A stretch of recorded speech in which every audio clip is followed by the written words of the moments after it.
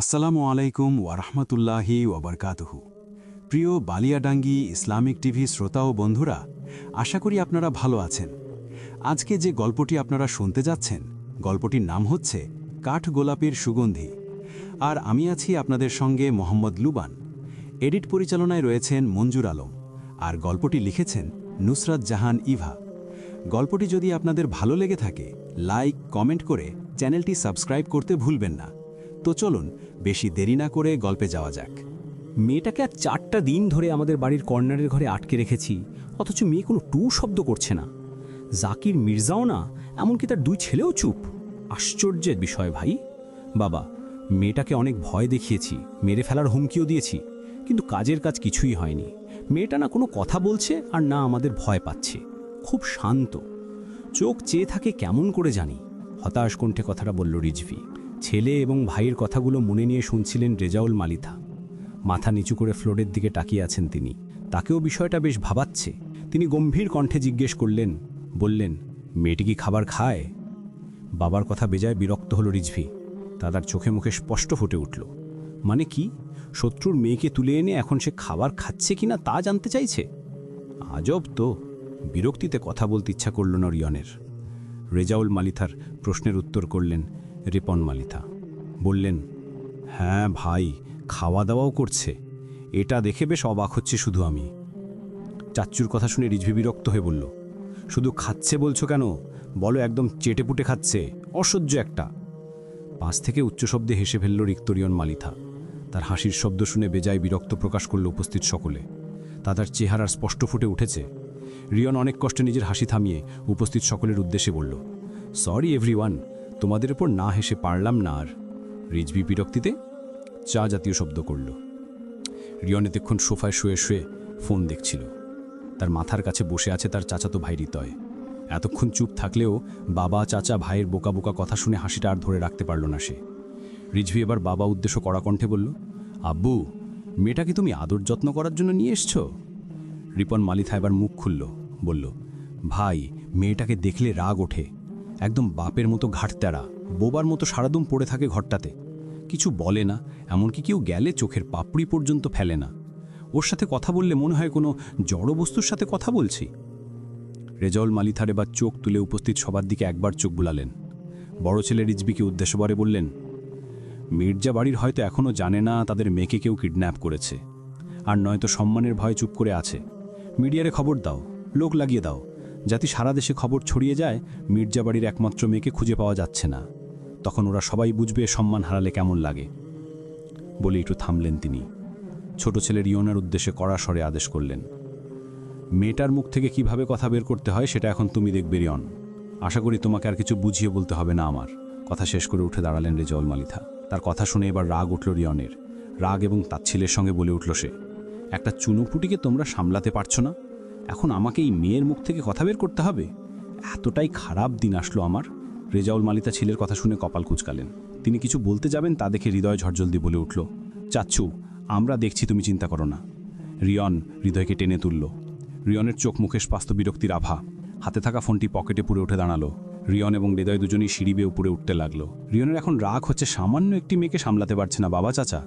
এখন তার ঘাড়ে চাপিয়ে দিল সেই দায়িত্ব। মেয়েদের ক্ষেত্রে বরাবরই অনীহা রিয়নের। মেয়ে বলতে এক প্রকার অ্যালার্জি বলা চলে।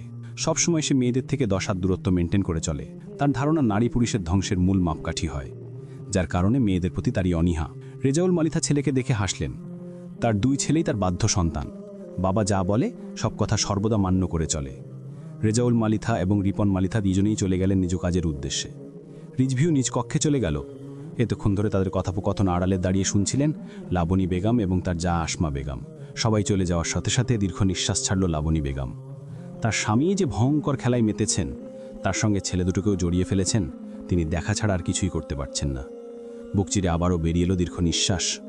আর 4 দিন হলো টি বন্ধ রুমে বন্দি করে রাখা হয়েছে জাকির মির্জার একমাত্র আদরের ছোট মেয়েকে। অথচ যাকে বন্দি করে রাখা হয়েছে সে দিব্যি আছে। তার মধ্যে বিন্দু পরিমাণ ভয় ডর নেই। রোবটের মতো একটি কোণে বসে আছে সে, দৃষ্টি আপাতত ফ্লোরের দিকে। নিষ্প্রাণ দৃষ্টি, চেহারার মধ্যে কোনোরূপ চিন্তা বা ভয়ের ছাপ নেই। দেখে মনে হচ্ছে নিঃশ্বাস পর্যন্ত নিচ্ছে না সে, পাথরের ন্যায় বসে আছে। কাউকে কিডন্যাপ করলে তার প্রতিক্রিয়া এমনও হতে পারে, হয়তো পারে, না হলে সে কিভাবে এমন প্রতিক্রিয়া দিচ্ছে? সে যে রুমটিতে আছে তাতে একটি জানালা থাকলেও সেটি আপাতত বন্ধ। বেশ পুরনো বলে জং ধরে আটকে গিয়েছে। কয়েক বছর ধরে যে এই কক্ষটিতে কারো আসা যাওয়া নেই, কাজেই নিঃসন্দেহে বলে দেওয়া যাবে। মালিথা কুঞ্জনের দ্বিতীয় তলের পূর্ব দিকের একটি ছোট্ট ঘরে বন্দি করে রাখা হয়েছে জাকির মির্জার আদরের মেয়েকে। রিয়ন প্যান্টের পকেটে দুহাত গুঁজে হাঁটছে সে। বিরক্তিতে ভয়ঙ্কর রকমের চোখ মুখ কুঁচকে আছে। তার পাশেই একই ভঙ্গিমায় হাঁটছে হৃদয়ে। পূর্ব দিকের ঘরটির সামনে এসে দাঁড়িয়ে পড়ল দুজনে। তালাবদ্ধ করা ঘরটি। রিয়ন হৃদয়ের দিকে তাকায়। এবার 1 সেকেন্ডও সময় নষ্ট না করে চাবি হাতে এগিয়ে গেল তালা খুলতে। রিয়ন পুরো নাম রিক্ত রিয়ন মালিথা, বাবা রেজাউল মালিথা এবং মা লাবণী বেগম। রেজাউল মালিথারা 3 ভাই 1 বোন।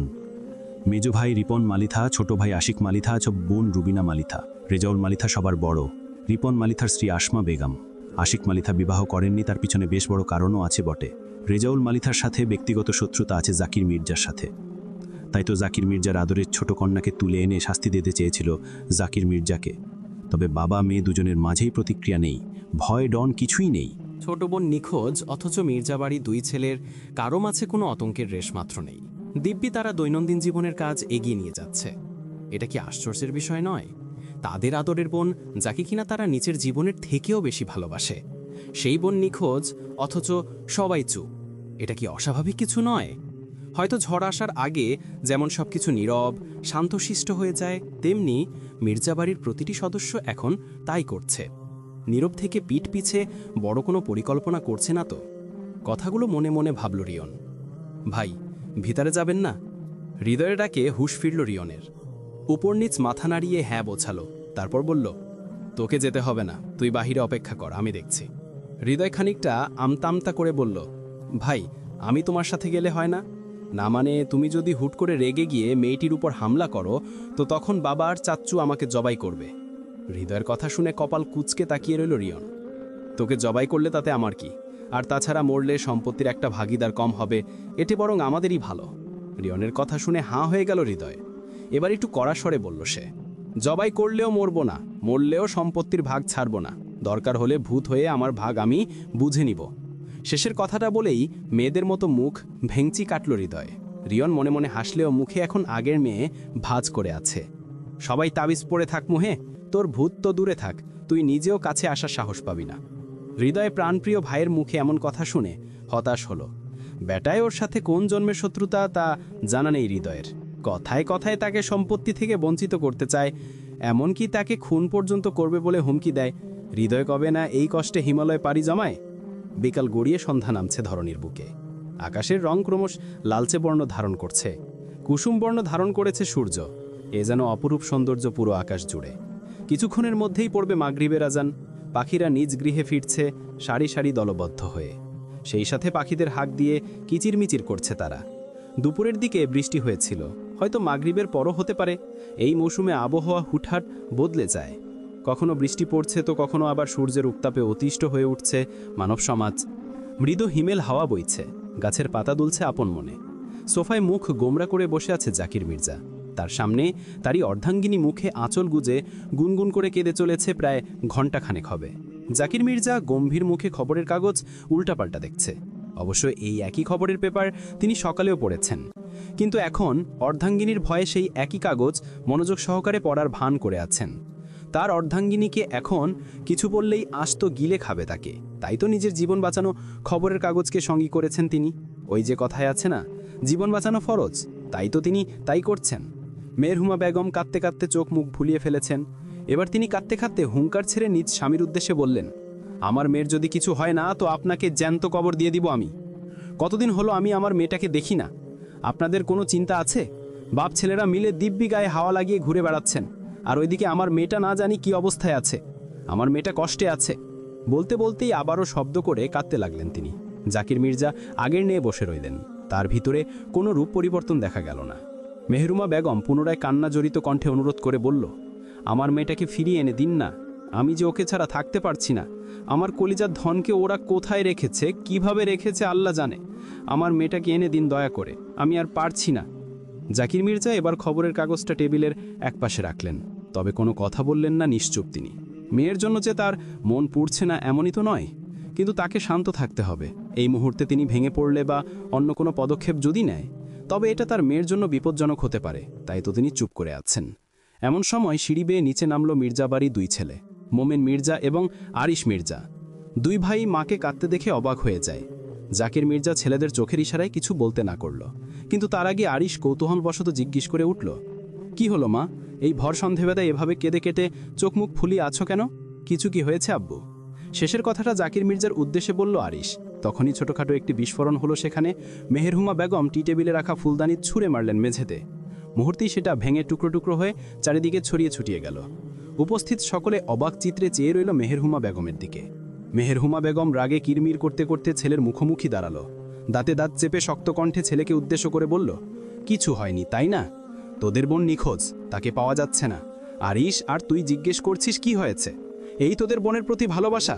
তোরা নাকি বোনের জন্য জীবন দিতে পারিস, আবার নিতে পারিস, এই তার নমুনা? এই মেহরুমা বেগম রাগে ফুঁসছেন। জাকির মির্জা চুপ করে আছেন। মুমিন মাকে জড়িয়ে ধরল একপাশ থেকে। তার চোখ ছলছল করছে। বোনের জন্য তার যে বদ্ধ হৃদয় পুড়ছে। মাকে সান্ত্বনা বাণী শুনতে পারল না কেউ। নিশ্চুপ রইল তারা। জাকির মির্জা মাথা নিচু করে বসে রইলেন একইভাবে। আরিশ মায়ের দিকে তাকিয়ে আছে, তার দৃষ্টি শান্ত। মেহরুমা বেগম মুমিনকে জড়িয়ে কাঁদছে। আনাহি ইরাকে ততটাই সরল মনে হয় আম্মু? আরিশের কথা তার দিকে মুখ তুলে চাইল মেহেরহুমা বেগম। অসহায় তার দৃষ্টি। আরিশ ছোপ নিঃশ্বাস ত্যাগ করল এবং শান্ত কণ্ঠে বলল, ইরো চুপ করে এক জায়গায় বসে থাকার মতো মেয়ে অবশ্যই নয়, সেটা আমরা খুব ভালো করেই জানি। এখন সেহেতু ইরো চুপ আছে, তার পিছনে নিশ্চয়ই কারণ আছে। ইরু বাচ্চা নয়, আর নাও ভীতু। একটু থামলো, দম নিয়ে আবারও বলতে লাগলো, আমরা জানি এটা মালিথাদের কাজ। তারা চাচ্ছে সমাজের সবার কাছে এবং সোশ্যাল মিডিয়াতে আমাদের বদনাম করতে, আমাদের ইমেজটা খারাপ করতে। ইরু তাই চুপ করে আছে।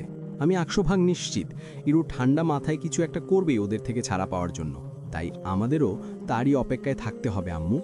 মেহেরুমা বেগম শুধু অশ্রু বিসর্জন দিচ্ছেন। জাকির মির্জা চোখ দুটিও চিকচিক করছে। তার কলিজার ধনীরা, তার জন্য যে ভিতর থেকে তার মনও ছটফট করছে। মুমিনের চোখ থেকে দুফোঁটা পানি গড়িয়ে পড়ল। আরেস দীর্ঘ নিঃশ্বাস ছেড়ে এগিয়ে যায় মায়ের কাছে, চোখের পানি মুছিয়ে দেয়। অদূরে কণ্ঠে বলে, চিন্তা করো না আম্মু, ইরু খুব তাড়াতাড়ি ফিরছে, আর একটু ওয়েট করো প্লিজ। ফ্লোরে মাথা নিচু করে বসে আছে আনাহি ইরা। চুলগুলো এলোমেলোভাবে সারা মুখে পড়ে আছে। সেই দিকে ধ্যান নেই ইরার। তার দৃষ্টি ফ্লোরের দিকে, এক মনে তাকিয়ে আছে সেই দিকে। চোখের পলকও পড়ছে না তার। কোনো এক গভীর ভাবনায় মগ্ন সে। ঘরে উপস্থিত হয় রিয়ন। ঘরে প্রবেশ করতে তার দৃষ্টি যায় এলোমেলোভাবে বসে থাকা ইরার দিকে। ইরার মুখের উপর চুল পড়ে থাকায় মুখ স্পষ্ট নয়। রিয়নের কপালে 3টে ভাঁজ পড়ল। কারো উপস্থিত বুঝতে পেরে ইরার মাঝে নেই কোনোরূপ পরিবর্তন। একই ভঙ্গিমায় বসে রইল। রিয়ন এগিয়ে গেল ইরার দিকে। ঘরে থাকা একটি চেয়ার টেনে বসে পড়ল একদম ইরার সম্মুখে। ইরা মাথা তুলে তাকায় না সেই দিকে। রিয়ন বাঁকা হাসে। তার ভাই আর চাচা তাহলে মিথ্যা বলেনি, আসলে এই মেয়েটা বাপের মতো ঘাটতেরা। এই মির্জার দুলালি, মুখটা তুলুন। আপনার মুখদর্শন করতে যে 7 সমুদ্র 13 নদী পাড়ি দিয়ে নিচতলা থেকে উপরতলায় ছুটে আসলাম শুধুমাত্র চাঁদ পানা মুখটা দেখার জন্য। রিয়নের এমন অদ্ভুত কথাতেও হেলদোর দেখা দিল না ইরার মাঝে। সে নিশ্চুপ দৃষ্টি আগেনি ফ্লোরে নিবন্ধ। রিয়নের ঠোঁটে তখনও বাঁকা হাসি ঝুলছে। রিয়ন বলল, তা মির্জার আদরের দুলালির নামটা জানি কি? ইরা চুপ। রিয়ন নিজেই আবার উত্তর দিল, বলল, ও সরি, আমি তো ভুলেই গিয়েছিলাম, মির্জার দুলালি যে বোবা। ফিক করে হেসে উঠল রিয়ন। এবার ইরার মাঝে পরিবর্তন দেখা দিল খানিকটা, তবে সেটা চোখে পড়ল না রিয়নের। হাসতে হাসতে ধরের ওপাশে থাকার হৃদয়কে উদ্দেশ্য করে কিছুটা জোরেই বলল, হে রে হৃদয়, মির্জার দুলালির নামটা জানি কি, ভুল লাগেছি। হৃদয় সাথে সাথে উত্তর করল, বলল, আনাহি ইরা। রিয়ন এবার ইরার দিকে তাকায়, বলে, আনাহি ইরা, মুখটা তোলো, কথা আছে। আমার সামনে এমন রুবট হয়ে বসে থাকলে জবাই করে ফেলবে একদম। ইরা নড়ল না, মাথা তুলল না। রিয়নের এবার মেজাজ খারাপ হলো, তবু নিজেকে শান্ত করল। চোখ বন্ধ করে জোরে জোরে নিঃশ্বাস নিল পরপর কয়েকবার। শালা মেজাটিটাই ঘাটতেরা, আর এটা তো মির্জার দুলালি। আমিও ভুকা, সোজা আঙুলে যে ঘি উঠে না, ভুলেই গেছি। রিয়ন তাকায় ইরার দিকে, মুখ স্পষ্ট তবে অনেকটাই বোঝা যাচ্ছে। মেয়েটা ফর্সা, চুলগুলো অনেকটাই লম্বা। কতটা হবে, কোমর অবধি নাকি আরও বড়, সঠিক অনুমান করতে পারল না রিয়ন। রিয়নের রাগের মাত্রা তরথর করে বাড়ল এবার। চোখে মুখে ফুটে উঠেছে কাঠিন্যতা। মুহূর্তে হিংস্র করে উঠল রিক্ত রিয়ন মালিথা। ন্যাকামি করস আমার সাথে, ন্যাকামি একদম জানে মেরে ফেলবো, মুখ তোলো। বলেই রিয়ন ইরার মুখ চেপে ধরল এবং তার মুখের উপরে থাকা চুলগুলো সরিয়ে দিল। ইরাও এবার মুখ তুলে তাকায়। তার দৃষ্টি একদম বরফের ন্যায় শীতল। হরিণের নীল নীলচে চোখ দুই, ফর্সা মুখশ্র লাল হয়ে আছে, গোলাপি ঠোঁট, ঠোঁটের নিচে ছোট কালো কুচকুচে তিল, এলোমেলো চুল। এক পলকের জন্য থমকে যায় রিয়ন। কিছু মুহূর্তে আগে রাগ হিংস্রতা বদলে ছড়িয়ে পড়েছে একরাশ মুগ্ধতা। অপলক দৃষ্টিতে তাকিয়ে রইল ইরার দিকে। ইরাও শান্ত দৃষ্টিতে তাকিয়ে আছে রিয়নের দিকে। হুট করে রিয়ন বলে উঠল, মাশাল্লাহ। ভ্রু কুচকে এলো ইরার, ঝাড়ি মেরে দূরে সরিয়ে দিল রিয়নকে। রিয়নের ঝাড়ি খেয়ে হুঁশ ফিরল যেন কিছুটা। একটু আগে সে কি করলো ভাবতে নিজের প্রতি বিরক্ত হলো ইরা। রক্তিম চোখে তাকিয়ে আছে রিয়নের দিকে। রিয়নের ছোঁয়া মেনে নিতে পারছে না ইরা। সাপের নেই ফসফস করছে সে। দাঁতে দাঁত পিষে চিৎকার দিয়ে উঠল Ira, don't touch me, just leave now. ইরার চিৎকার দিয়ে বলা কথা শুনে বাঁকা হাসে রিয়ন। বেশ ঠাট্টা করে বলল, বাহ, মির্জা দুলালি তো দেখছি কথা বলছে, আমি তো ভাবলাম বোবা। বলেই হাসতে লাগলো সে। ইরার চিৎকার শুনে ততক্ষণে ছুটে ঘরে প্রবেশ করলো হৃদয়। হৃদয়কে দেখে হাসি বৃদ্ধি পায় তার। চেয়ার ছেড়ে উঠে গিয়ে হৃদয়ের কাঁধে হাত রেখে ঠাট্টা করে বলল, আরে ভাই, জনমের ভুল করছি রে, ওরে বোবা ভাইব্বা। মির্জার দুলালি দেখি এখন কথাও কয়। রিয়নের কথা কান অবধি গেল কিনা হৃদয়ের তা বোঝা গেল না। সে এখন এক দৃষ্টিতে ইরার দিকে তাকিয়ে আছে। চোখের পলকও পড়ছে না তার। এরা ফসফস করছে তখনও। রাগে তার পুরো শরীর থরথর করে কাঁপছে। কেন জানি হুট করে রাগ হলো রিয়নের। ধাক্কা দিয়ে হৃদয়কে হুমকি দিয়ে বলল, নিষেধ করছিলাম না ভিতরে আসতে, তাও কেন আসলি? জানের মায়া নাই তোর? হৃদয় শুকনো ঢোক গিলল। রিয়নের হঠাৎ রেগে যাওয়ার কারণ খুঁজে পেল না সে। মাথা নত করে বলল, সরি ভাই, চিৎকার শুনেই আসলাম, আমি চলে যাচ্ছি, তুই রাগটা একটু কন্ট্রোল কর প্লিজ। কথা শেষ হতেই চলে যায় হৃদয়। রিয়ন এবার ভিতর কেকে দরজা বন্ধ করে দেয়, যা দেখি ইরা খানিকটা অবাক হয়, তবে তা প্রকাশ করল না। রিয়ন দরজা বন্ধ করে এগিয়ে যায় ইরার দিকে। একদম ইরার মুখোমুখি এসে দাঁড়ায় সে। ইরার পা থেকে মাথা অবধি পর্যবেক্ষণ করল রিয়ন। ইরার আগের ন্যায় এখন শান্ত। রিয়ন হঠাৎ ইরার মুখের উপর পড়ে থাকা ছোট ছোট চুলগুলো গুজে দেয় ইরার কানের পিছে। চমকে উঠল ইরা।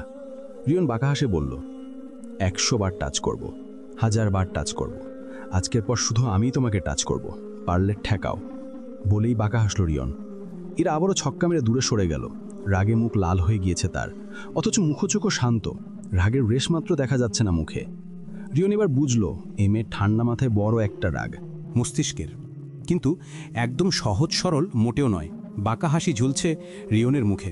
খুব আক্ষেপ নিয়ে রিয়ন বলল, ভেবেছিলাম মির্জাদের শাস্তিটুকু দিয়ে তোমাকে ছেড়ে দেব, কিন্তু এখন দেখছি মির্জাদের শাস্তি দেওয়ার জন্য তোমাকে পার্মানেন্টভাবে মালিথা কুঞ্জনে রেখে দিতে হবে। কথাটুকু শেষ করেই শীষ বাজাতে বাজাতে দরজার দিকে এগিয়ে গেল রিয়ন। গেল জানি রিয়নের শান্তি শান্তি লাগছে। ঠোঁটের হাসি দীর্ঘ থেকে দীর্ঘতম রাচ্ছে। হুট করে পিছন থেকে ইরা বেশ ঠাট্টা করে বলল, তাহলে আপনিও শুনে রাখুন, মালিথারা আনাহি ইরাকে আটকে রাখার ক্ষমতা নিয়ে জন্মায়নি। আমি তো এখান থেকে বের হব, তাও খুব শীঘ্রই, কিন্তু আমাকে আটকে রাখার জন্য আপনাদের বড় একটা গিফট দিব, খুব সুন্দর একটা গিফট। ভ্রু কুচকায় রিয়ন এরার কথা শুনে। এখন বাঁকা হাসি ঝুলছে ইরার ঠোঁটে। হুট করেই ইরা কাউন্ট করতে শুরু করলো। 1, 2, 3, বুম্মো। প্রচণ্ড শব্দে বিস্ফোরণ হলো। কেঁপে উঠল পুরো মালিথা কুঞ্জন। বাহির থেকে চিৎকার চেঁচামেচি ভেসে এলো। রিয়ন অবাক হয়ে তাকিয়ে আছে এরার দিকে। ইরার ঠোঁটে তখনও হাসির রেখা। অদ্ভুত এক আনন্দে সে যাচ্ছে তার মুখমণ্ডল। ততক্ষণে বাইরের চিৎকার চেঁচামেচি বাড়ল, কমল না। চোখের সামনে নিজের প্রিয় গাড়িটি আগুনে পুড়ে যাচ্ছে। তা দাঁড়িয়ে দাঁড়িয়ে দেখছে রিয়ন। চোখ দুটো অসম্ভব রকমের লাল হয়ে আছে তার। রক্তিম চোখে চেয়ে আছে জ্বলন্ত গাড়িটির দিকে। চোখ দিয়ে আগুনের ফুলকি বের হবে বলে মনে হচ্ছে। হাত মুষ্টিবদ্ধ করে দাঁড়িয়ে আছে সে। পাশেই তার মা, চাচি এবং চাচাতো বোন রামিসা। আগুন নেভাতে ব্যস্ত রিজভি, হৃদয় এবং রিয়নের পিয়ে বাপ্পি, সাথে তাদের কিছু গার্ড। জ্বলন্ত গাড়ির দিকে অগ্নিদৃষ্টি নিক্ষেপ করে আছে রিয়ন। লাবণী বেগম ছেলের কাঁধে হাত রাখলেন। ছেলের মনের অবস্থা বুঝতে পারছেন তিনি, কেননা সবাই জানে এই গাড়িটা রিয়নের কাছে ভীষণ প্রিয়। গাড়িতে সামান্য একটু আঁচড় পর্যন্ত লাগতে দেয় না রিয়ন। সেখানে সেই গাড়ি আজ আগুনে ঝলসে যাচ্ছে। লাবণী বেগম ছেলের কাঁধে হাত রেখে শান্ত কণ্ঠে বললেন, এটা জাস্ট একটা অ্যাক্সিডেন্ট বাবা, রাগকে নিয়ন্ত্রণ করো। মায়ের কথায় ক্ষিপ্ত হলো রিয়ন। হুট করেই চিৎকার করে উঠে উঠল সে, এটা অ্যাক্সিডেন্ট নয় আম্মু, এইসব কাজ ওই মির্জার দুলালির। ছাড়বো না আমি তাকে, কিছুতেই ছাড়বো না। বলেই বাড়ির দিকে যেতে লাগলো রিয়ন। লাবণী বেগম সহ বাড়ির অন্যান্য সদস্যরা রিয়নের পিছে ছুটল। হৃদয়ও ছুটল রিয়নের পিছে। সে অসম্ভব রকমের রেগে আছে এখন। উল্টোপাল্টা কিছু করে ফেলবে নির্ঘাত। সবাই বেশ আতঙ্কের মধ্যে আছে। লাবণী বেগমের যা আসমা বেগম ছুটে ছুটে বললেন, আপা, আমার যে মেয়েটাকে নিয়ে খুব ভয় হচ্ছে গো। রিয়ন যা রেগে আছে, মেয়েটার কোনো ক্ষতি না করে ফেলে আবার। লাবণী বেগমের ভিতরে একই আশঙ্কা চলছে। রিয়ন রেগে গেলে তাকে থামানোর সাধ্য কারণেই। রামিসা মায়ের কথায় বড় চাচির উদ্দেশ্যে বলল, বড় আম্মু, ভাইয়াকে আটকাও, না হলে ভাই আজ আপুটাকে মেরেই ফেলবে। লাবণী বেগম কোনো কথা বললেন না, ছেলের পিছে ছুটলেন। রিয়ন ইরা যে ঘরে আটকে রাখা হয়েছে সেই ঘরের সামনে এসে দাঁড়ায়। ঘরের দরজা লাগানো। রিয়ন রাগে লাথি মারে দরজায়, সঙ্গে সঙ্গে খুলে যায় সেটা। কিন্তু ঘরে প্রবেশ করতে হতবাক হয়ে যায় রিয়ন। বিস্তৃত নয়নের সামনে তাকিয়ে রইল বেশ কিছুক্ষণ। ততক্ষণে বাকিরাও সেখানে উপস্থিত হলো। ঘরে কোথাও ইরা নেই। দেয়ালে বড় বড় অক্ষরে স্পষ্ট ভাষায় লেখা, গুড বাই মালিথা কুঞ্জন। তার নিচে ছোট করে লেখা আছে, আনাহি ইরা মির্জাকে 4টি দিন আটকে রাখার জন্য ছোট একটা গিফট দিয়ে গেলাম। আশা করি ভালো লেগেছে। রিয়ন অগ্নিচকে তাকিয়ে দেখছে লেখাগুলো। পাশে থাকা ফুলদানি ছুঁড়ে মারল দেয়ালের দিকে। চিৎকার করে হুঙ্কার ছাড়ল রিয়ন, ছাড়বো না আমি তোমাকে আনাহির আল ইর্জা। লাবণী বেগম ছেলের কাছে ছুটে আসলেন। রিয়নকে কি কিছু বলতে যাবে, তার আগে পিছন থেকে আরশি বিরক্ত হয়ে বলে উঠল, এখানে এসব কি হচ্ছে? চেঁচামেচি করার ইচ্ছা থাকলে নিচে গিয়ে করতে পারো। ভুলে যাচ্ছ এই ঘরটা আমার ঘরের একদম পাশে। আমি একদম সহ্য করব না আমার ঘরের আশেপাশে কেউ চিৎকার চেঁচামেচি করুক। আরশি তার কথা শেষ করে যেভাবে এসেছিল আবারও সেভাবেই বেরিয়ে গেল। কেউ তাকে কিছু বলল না। লাবণী বেগম সহ আসমা বেগম দীর্ঘ নিঃশ্বাস ছাড়লেন। রিয়ন তখনও রাগে কাঁপছে। হৃদয়, প্রতিটা সিসিটিভি ফুটেজ দেখতে চাই আমি, ফাস্ট। রিয়নের কথা শেষ হতে দেরি, কিন্তু হৃদয়ের ছুট লাগাতে দেরি হলো না। লিভিং রুমে বসে আছে রিয়ন, রিজভি, হৃদয়। ল্যাপটপে আজকে সিসিটিভি ফুটেজ চেক করছে রিয়নের পিয়ে বাপ্পি। লাবণী বেগম এবং আসমা বেগম মিলে রাতের খাবারের আয়োজন করছেন। আপাতত তাদের এই বিষয়ে আর কোনো মাথা ব্যথা নেই। রামিসা চুপচাপ দাঁড়িয়ে আছে লিভিং রুমের সোফার পাশে। বাপ্পি সমস্ত ফুটেজ চেক করে রিয়নকে দেখালো, স্যার এই দেখুন। সবাই একসাথে ল্যাপটপ স্ক্রিনে মনোযোগ দিল। ফুটেজটা বাড়ির মেন দরজার সামনে থাকা ক্যামেরার ফুটেজ। সেখানে স্পষ্ট দেখা যাচ্ছে সবাই যখন রিয়নের গাড়ি নিয়ে ব্যস্ত, এরা তখন নির্দ্বিধায় হেঁটে বেরিয়ে যাচ্ছে দরজা দিয়ে। রিয়ন থেকে কিছুটা দূরে দাঁড়িয়ে বেশ কিছুক্ষণ তার দিকে তাকিয়েছিল এরা। তার ছোট এক বাঁকা হাসি ঝুলছে। তখন একটি বাইক এসে থামিয়ে এরা সামনে। বাইকে থাকা ব্যক্তিটির মুখ দেখা যাচ্ছে না, কারণ সে হেলমেট পরে আছে। এরা তাৎক্ষণিক বাইকে উঠে বেরিয়ে যায় সেখান থেকে। কেউ সেটা খেয়াল করেনি। পূর্ণ মনোযোগ ছিল তখন গাড়ির উপর। পুরোটা দেখল সবাই। ল্যাপটপ ছুঁড়ে মারল রিয়ন। ভেঙে গেল সেটি। ভয়ে কেঁপে উঠল রামিসা। বিষয়টি খেয়াল করে ধমকে উঠল রিজভি। কি হচ্ছে কি রিয়ন? রাগ কন্ট্রোল কর। ভুলে যাচ্ছিস আমাদের সামনে আমাদের ছোট বোন দাঁড়িয়ে আছে। রিয়ন চোখ তুলে রামিসার দিকে তাকায়। কাচুমাচু হয়ে দাঁড়িয়ে আছে একপাশে মেয়েটি। রিয়ন জোরে জোরে নিঃশ্বাস ছাড়ে। কোনো রকমে নিজের রাগকে কন্ট্রোল করে উঠে দাঁড়ায় সে। এগিয়ে যায় বোনের কাছে, এক হাতে জড়িয়ে নেয় বোনকে। ভয় পাচ্ছিস? এত ভয় পাওয়ার কি আছে? বাঘের গুহায় জন্ম নিয়েছিস, এগুলো দেখতে দেখতেই তো তুই বড় হয়েছিস। তাহলে এখনো ভয় কিসের? বাঘও একটা পশু। তার মানে কি মালিথা বাড়ির সদস্যরা পশু? হাসতে হাসতে কথাগুলো বলল আরশি। কাঁধে তার ব্যাগ, সিঁড়ি বেয়ে নামছে আরশি। আরশির কথায় কপাল কুঁচকে ফেলল রিজভি। চরম লোবেলের বিরক্তি ফুটে উঠল মুখশ্রীতে তার। রিয়ন বোনের কথায় শান্ত হলো। তার মুখশ্রীতে নেই কোনো বিরক্তি। আরশির কথা শুনে রান্নাঘর থেকে বেরিয়ে আসলো মাবনী বেগম। আরশির কাঁধে ব্যাগ দেখে অবাক হলেন তিনি। এই রাতের বেলায় কোথায় যাচ্ছে সে? কৌতূহল দমিয়ে রাখতে পারল না লাবণী বেগম। প্রশ্ন করল আরশি করেই বসল, এই রাতের বেলায় কোথায় যাচ্ছ তুমি? লাবণী বেগমের কথা শুনে রাগী চোখে তার দিকে তাকায় আরশি। রাগী কণ্ঠে বলল, কারো প্রশ্নের উত্তর দিতে বাধ্য নই আমি। কথা শেষ করে হানহুনিয়ে বেরিয়ে যায় আরশি। আহত হলো লাবণী বেগম মেয়ের কথায়। কোনো এক ভয়ঙ্কর কারণে আরশি সর্বদা পরিবারের সকলের থেকে দূরত্ব বজায় রেখে চলে। শত চেষ্টা করেও আরশিকে কেউ আগের মতো করতে পারেনি। সকলের থেকে যোজন যোজনের দূরত্ব যেন আরশির। শুধুমাত্র একজন ব্যক্তির সাথে আরশি কখনো খারাপ ব্যবহার করেনি বা দূরত্ব বজায় রেখে চলতে পারেনি। সে হলো রিয়ন। এই একজনের সাথে আরশি কখনোই রুট ব্যবহার করে না। রেজাউল মালিথার এক কন্যা এবং 2 পুত্র। আরশি সবার বড়। পড়াশোনার পাঠ অনেক আগেই শেষ করেছে সে। বর্তমানে একটি বেসরকারি কোম্পানিতে চাকরি করে সে। পাশাপাশি 1 থেকে 2 জনকে প্রাইভেট পড়ায় আরশি। নিজের সকল খরচ নিজেই বহন করে আরশি। বাবা শত বলার পরও নিজেদের কোম্পানিতে যোগ হয়নি সে। এমনকি রেজাউল মালিথার সাথে দীর্ঘ বছর ধরে কথা বলেন আরশি। রেজাউল মালিথার মেধো ছেলে রিজভি মালিথা। বর্তমানে নিজেদের কোম্পানি সামলাচ্ছে সে। 1 বছর আগে বিয়ে ঠিক হয়ে আছে রিজভির। দীর্ঘ প্রেমের পর গত বছর এনগেজমেন্ট হয়েছে রিজভির সাথে তার হুবু বউ জুলির। মাত্র মাসখানেক বাকি তারপর তাদের বিয়ে। জুলি এখনও নিজ পড়ালেখা চালিয়ে যাচ্ছে। ছোট ছেলে রিক্ত রিয়ন মালিথা।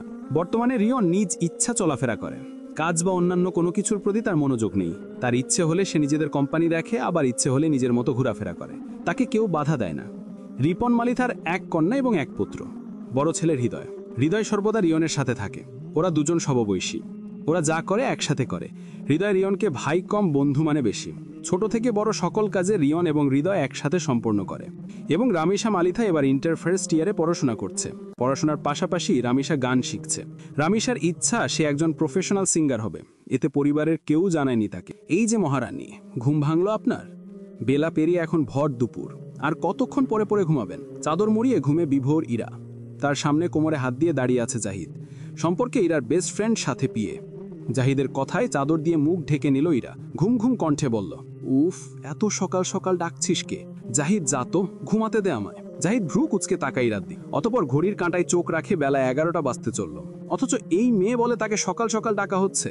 জাহিদ এবার টেনে তুলল ইরাকে। ইরা কপাল কুচকায়, চোখ মুখ কুচকে আওড়ায়, তোর বাড়া ভাতে কবে ছাই দিলাম আমি, যে তুই আমার এত সুন্দর ঘুমটা নষ্ট করতে উঠে পড়ে লেগেছিস? জাহিদ হাসি হাসি মুখ করে বলে, ভাড়া ভাতে ছাই দিসনি, পুরা ভাতের পাতিলেই ছাই দিয়েছিস। জাহিদের উত্তর শুনে কিছুক্ষণ তার দিকে বিরক্তি নিয়ে তাকিয়ে রইল ইরা। অতঃপর দুজনেই ফিক করে হেসে উঠল। জাহিদ ইরার হাত ধরে বিছানা নামায়। ইরাও আর কোনো বাক্য ব্যয় করলো না, বিছানা ছেড়ে উঠে দাঁড়ালো। জাহিদ নাটকীয় ভঙ্গিমায় বলল, এই যে আমার মহারানী, এবার গিয়ে ফ্রেশ হয়ে আসেন, আপনার এই দাস আপনার জন্য অপেক্ষা করছে। জাহিদের কথা বলার ভঙ্গিমা দেখে আবারও হেসে ফেলল ইরা। জাহিদের মতো করে সেও বলল, জো হুকুম আমার মহারাজ। জাহিদ মুচকি হাসল। ইরা ওয়াশরুমে চলে যায় ফ্রেশ হতে। জাহিদ মুচকি হাসল। কিছুক্ষণ পর ওয়াশরুমের থেকে ফ্রেশ হয়ে বেরোলো ইরা। আয়নার সামনে দাঁড়িয়ে চুল ঠিক করতে লাগলো ইরা। যা দেখে জাহিদ এগিয়ে আসে ইরার কাছে। ইরার পিছনে দাঁড়িয়ে আছে জাহিদ। ইরার চুল আঁচড়াতে আঁচড়াতে বলল, কিছু বলবি? জাহিদ মুচকি হাসলো, বলল, তুই কিভাবে বুঝে যাস রে? ইরা চুল উঁচু করে ঝুঁটি বাঁধল। ঠোঁট এলিয়ে হাসলো সে। বলল, because you are my best friend. অবশ্যই বেস্ট ফ্রেন্ডের মনের কথা বুঝবে। আচ্ছা, এখন বল, কি বলতে চাচ্ছস? জাহিদ মুখটা গম্ভীর করে চিন্তিত কণ্ঠে বলল, রিয়ন মালিথারা পুরো শহর জুড়ে তোকে খুঁজে বেড়াচ্ছে। ইরা ভাবলেশীন ভাবে বলে, তো? ইরা জাহিদের দিকে তাকায়। জাহিদ চিন্তিত কণ্ঠে আবারও শুধালো, তো মানে কি? ইরা, রিয়ন মালিথা তোকে খুঁজে পেলে ছেড়ে দিবে ভাবছিস? ইরা ব্যাকা হাসলো। জাহিদের থেকে নিজেকে ছাড়িয়ে নিল। ঠোঁট ব্যাকা হাসি ঝুলিয়েই বলে, তো আমি কি ছেড়ে দেব নাকি? একবার ধরতে পারলে তো আনাহিরা মির্জার রিক্ত রিয়ন মালিথাকে কখনোই ছাড়বে না, বলেই উচ্চ শব্দে হাসল ইয়া। জাহিদ অদ্ভুত দৃষ্টিতে তাকিয়ে রইল ইরার দিকে। প্রকৃতি আধার করে বর্ষণ ঝরছে। সকাল থেকে এই ঝুম বৃষ্টি পড়ছে, তো এই ঝিরিঝিরি বর্ষণ হচ্ছে। এই সময়টা প্রকৃতির রূপ এমনই থাকে, কখনো ঝুম বৃষ্টি তো কখনো সূর্যের উত্তাপে অতিষ্ঠ হয় মানব জীবন। সময়টা বিকাল 5:48। স্টাডি রুমে বসে ল্যাপটপে কাজ করছে রিয়ন। তার পূর্ণ মনোযোগ এখন ল্যাপটপের স্ক্রিনে। অফিসের ইম্পর্টেন্ট কিছু ডকুমেন্ট চেক করছে রিয়ন। অনেক দিন হলো অফিসের চৌকাঠে পা বাড়ায় না রিয়ন। ঘরে বসে সমস্ত কাজ সম্পন্ন করে সে। আজও তার ব্যতিক্রম কিছু নয়। অফিসের কাজটা তাই বাড়ি থেকেই করছে। আপাতত রিয়নের পূর্ণ মনোযোগ ল্যাপটপের স্ক্রিনে। এমন সময় স্টাডি রুমে প্রবেশ করলো হৃদয় এবং রিয়নের প্রিয় গাপ্পি। দুজনেই এক প্রকার হন্তদন্ত হয়ে প্রবেশ করেছে সেখানে। ওদের এমন কাণ্ড দেখে ভ্রু কুচকায় রিয়ন। রিয়ন বলল, তোদের পিছে কি কুত্তা লেগেছে যেমন দৌড়াচ্ছিস? রিয়ন কথায় দুজন দুজনার মুখের দিকে একবার তাকায়, অতঃপর রিয়নের সামনে এসে দাঁড়ায়। রিয়ন এক পলক তাদের দিকে তাকিয়ে দৃষ্টি আবারও ল্যাপটপের স্ক্রিনে নিবদ্ধ করল। হৃদয় এবং বাপ্পি দুজনই একে অপরকে ইশারা করে কিছু একটা বলতে বলল রিয়নকে। রিয়নের দৃষ্টি ল্যাপটপ স্ক্রিনে থাকলেও ব্যাপারটা লক্ষ্য করল সে। শান্ত কণ্ঠে জিজ্ঞেস করল, প্রেমিক প্রেমিকাদের মতে এমন চোখাচোখি না করে কি বলবে সরাসরি বল, আমার কাজ আছে। এবার হৃদয় এবং বাপ্পি কিছুটা নড়ে চড়ে উঠল। কথা জানালে যে কি হবে আল্লাহ মালুম। তবুও কিছুটা সাহস নিয়ে বাপ্পি আমতামতা করে বলল, ইরা ম্যামের খোঁজ পাওয়া গিয়েছে স্যার। বাপ্পির কথা শেষ হতে দেরি হলো, কিন্তু সাথে সাথে রিয়নের ল্যাপটপ বন্ধ করে উঠে দাঁড়াতে দেরি হলো না। স্টাডি রুম থেকে বেরিয়ে যেতে যেতে ওদের দুজনের উদ্দেশ্যে বলল, গাড়ি বের কর, যেখানে ওই মির্জার দুলালিকে দেখা গিয়েছে সেখানে নিয়ে চলামা এখনই। গাড়ি। বাপ্পি এবং হৃদয় একে অপরকে দিকে অসহায়ভাবে তাকালো একবার। এ দুটো যদি এখন মুখোমুখি হয়, নির্ঘাত তৃতীয় বিশ্বযুদ্ধ লেগে যাবে। কেউ কারো থেকে এক চুবো কম নয়।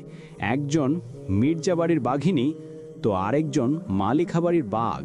মুখোমুখি হলেই কারো একটা প্রাণ নির্ঘাত যাবে।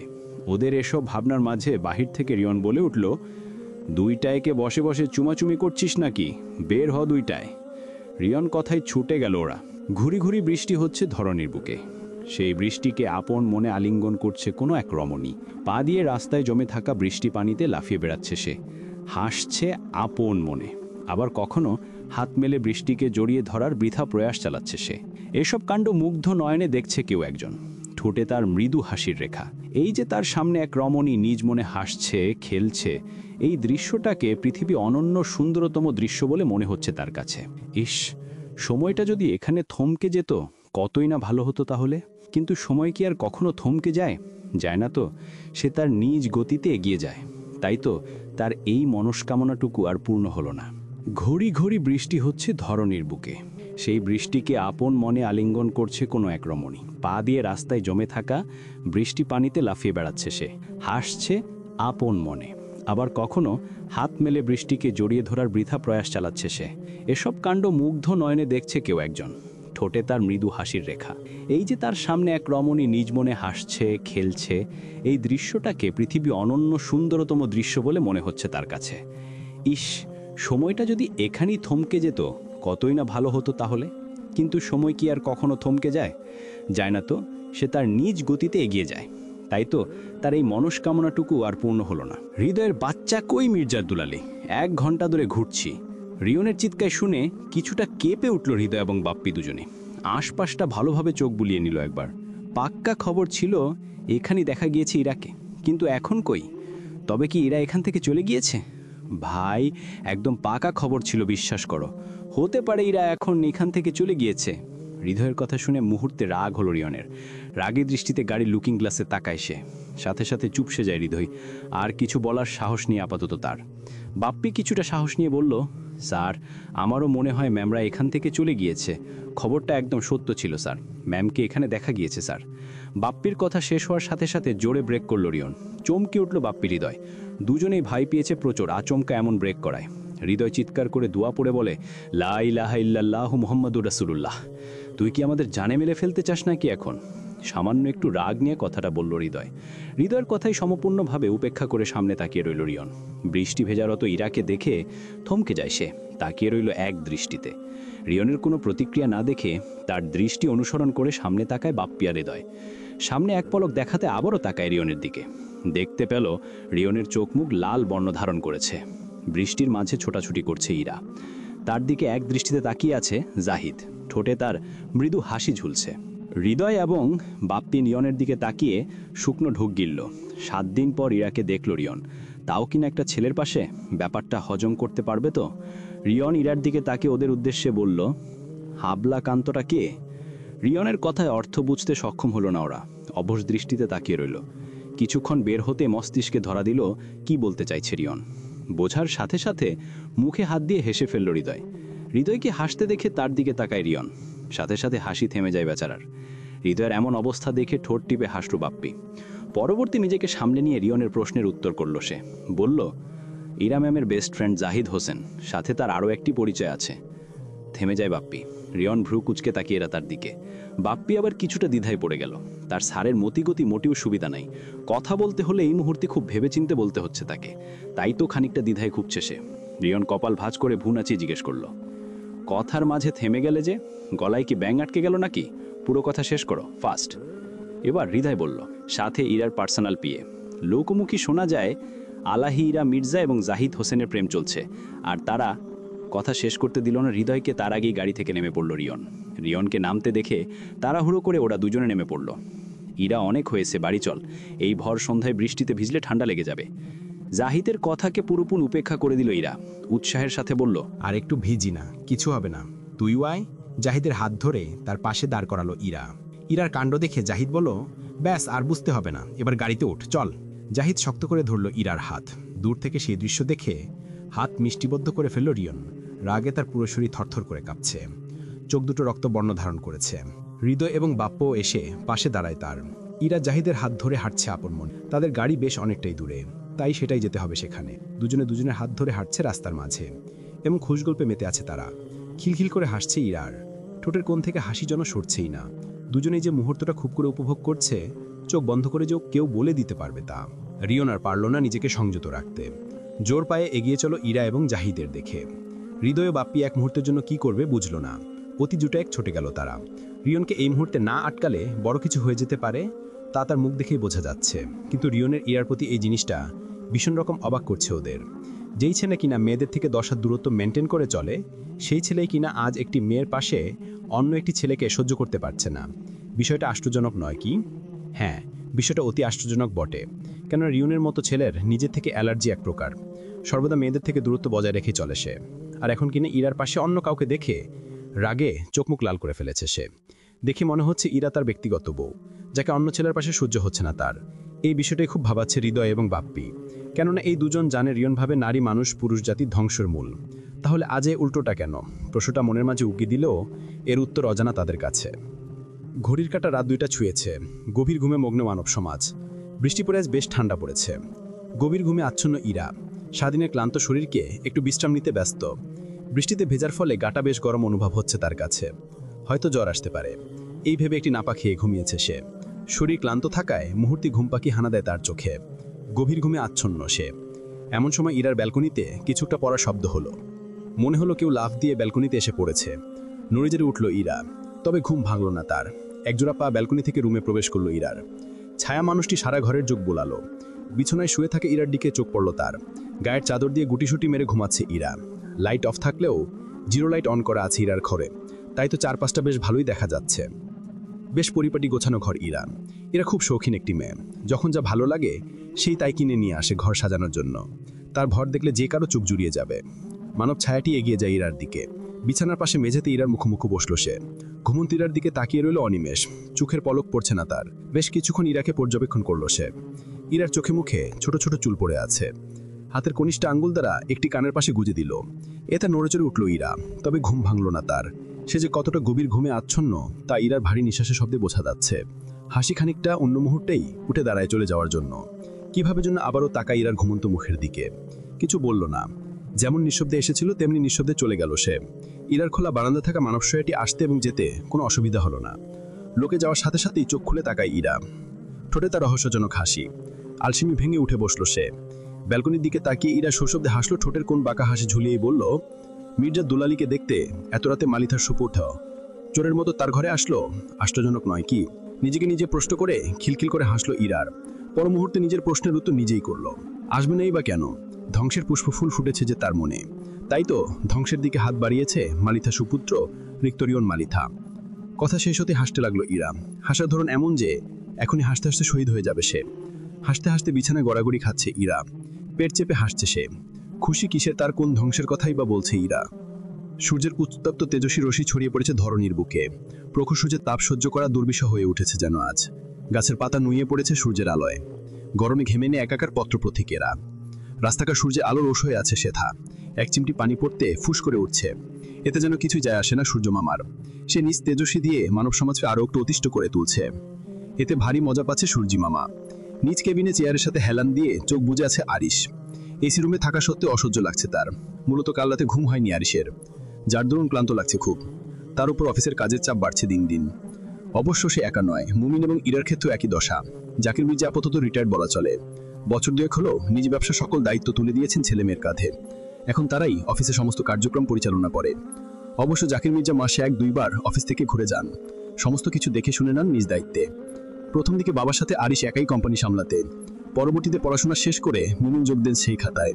অতঃপর গত বছর ইরাও নিরিচ্ছায় নিজের কোম্পানির কাঁধে তুলে নেয়। ইরা দায়িত্ব নেওয়ার পরে জাকির মির্জা পুরোপুরি ব্যবসা থেকে নিজেকে সরিয়ে নেন। এখন সম্পূর্ণ দায়িত্ব ওদের উপর। তবে ইরা কোম্পানিতে আসার পর কোম্পানি একের পর এক সাফল্য অর্জন করে চলেছে। নিজের প্রখর বুদ্ধি দিয়ে অনেকটাই এগিয়ে গিয়েছে ইরা। ইরাকে নিয়ে গর্ববোধ করে বাবা এবং ভাইরা। ইরার প্রতি ভাইদের ভালোবাসা প্রখর। তুলনামূলক একটু বেশি ভালোবাসে ওরা তাকে। মা এবং বাবার চোখের মণি সে। চোখ বুজে থাকা অবস্থায় উপলব্ধি করলো আরিশ তার কেবিনে কেউ একজন প্রবেশ করলো। চোখের পাতা মেলে তাকাতেই দৃশ্যমান হলো বোনের হাসি হাসি মুখ। মুহূর্তে যেন সকল ক্লান্তি দূর হয়ে গেল আরিশের। আমায় হাসলো সে। হাতে ইশারায় কাছে ডাকলো ইরাকে। মুখে বলল, কফি খাবি নাকি, আনতে বলবো? ইরা এগিয়ে গেল না ভাইয়ের দিকে। সেথায় ঠাই দাঁড়িয়ে রইল। হাসি হাসি মুখ করে বলল, আপাতত আমার কিছু প্রয়োজন নেই, তোমার জন্য একটি সারপ্রাইজ আছে। আরিশ বোনের কথায় ঠোঁট প্রসারিত করলো। চেয়ার ছেড়ে উঠে দাঁড়ায় বিরার সামনে দাঁড়ায় সে। বোনের মাথায় হাত রেখে বলল, কি সেই সারপ্রাইজ শুনি? বলে আবারও কেবিন থেকে বেরিয়ে গেল সে। আরিশ বোনের দিকে তাকিয়ে নিঃশব্দে হাসল। পকেট থেকে ফোন বের করে কাউকে একটা কল দিকে গিয়েও থেমে গেল সে। ইরা আবারও কেবিনে প্রবেশ করল, সাথে আরও একজন। ইরার সাথে থাকা মানবীকে দেখে স্তব্ধ হলো আরিশ। কয়েক মুহূর্তের জন্য বাক শক্তি হারিয়ে ফেলল সে। চোখ দুটো লাল বর্ণ ধারণ করল। সামনে থাকা মানবীও একই দশা। পারছে না ছুটে যেতে আরিশের বলিষ্ঠ পুরুষালী বুকে আছড়ে পড়তে। আরিশ কয়েক পলক চেয়ে রইল নিনিমেষ। বহু কষ্টে উচ্চারণ করল সে, আমার মন পাখি। বাক্যটুকু শেষ করতেই সামনে দাঁড়িয়ে থাকা মানবী ছুটে আসে, জড়িয়ে ধরল আরিশকে। আরিশ শক্ত পুরুষালী বলিষ্ঠ হাতে আঁকড়ে ধরল তাকে।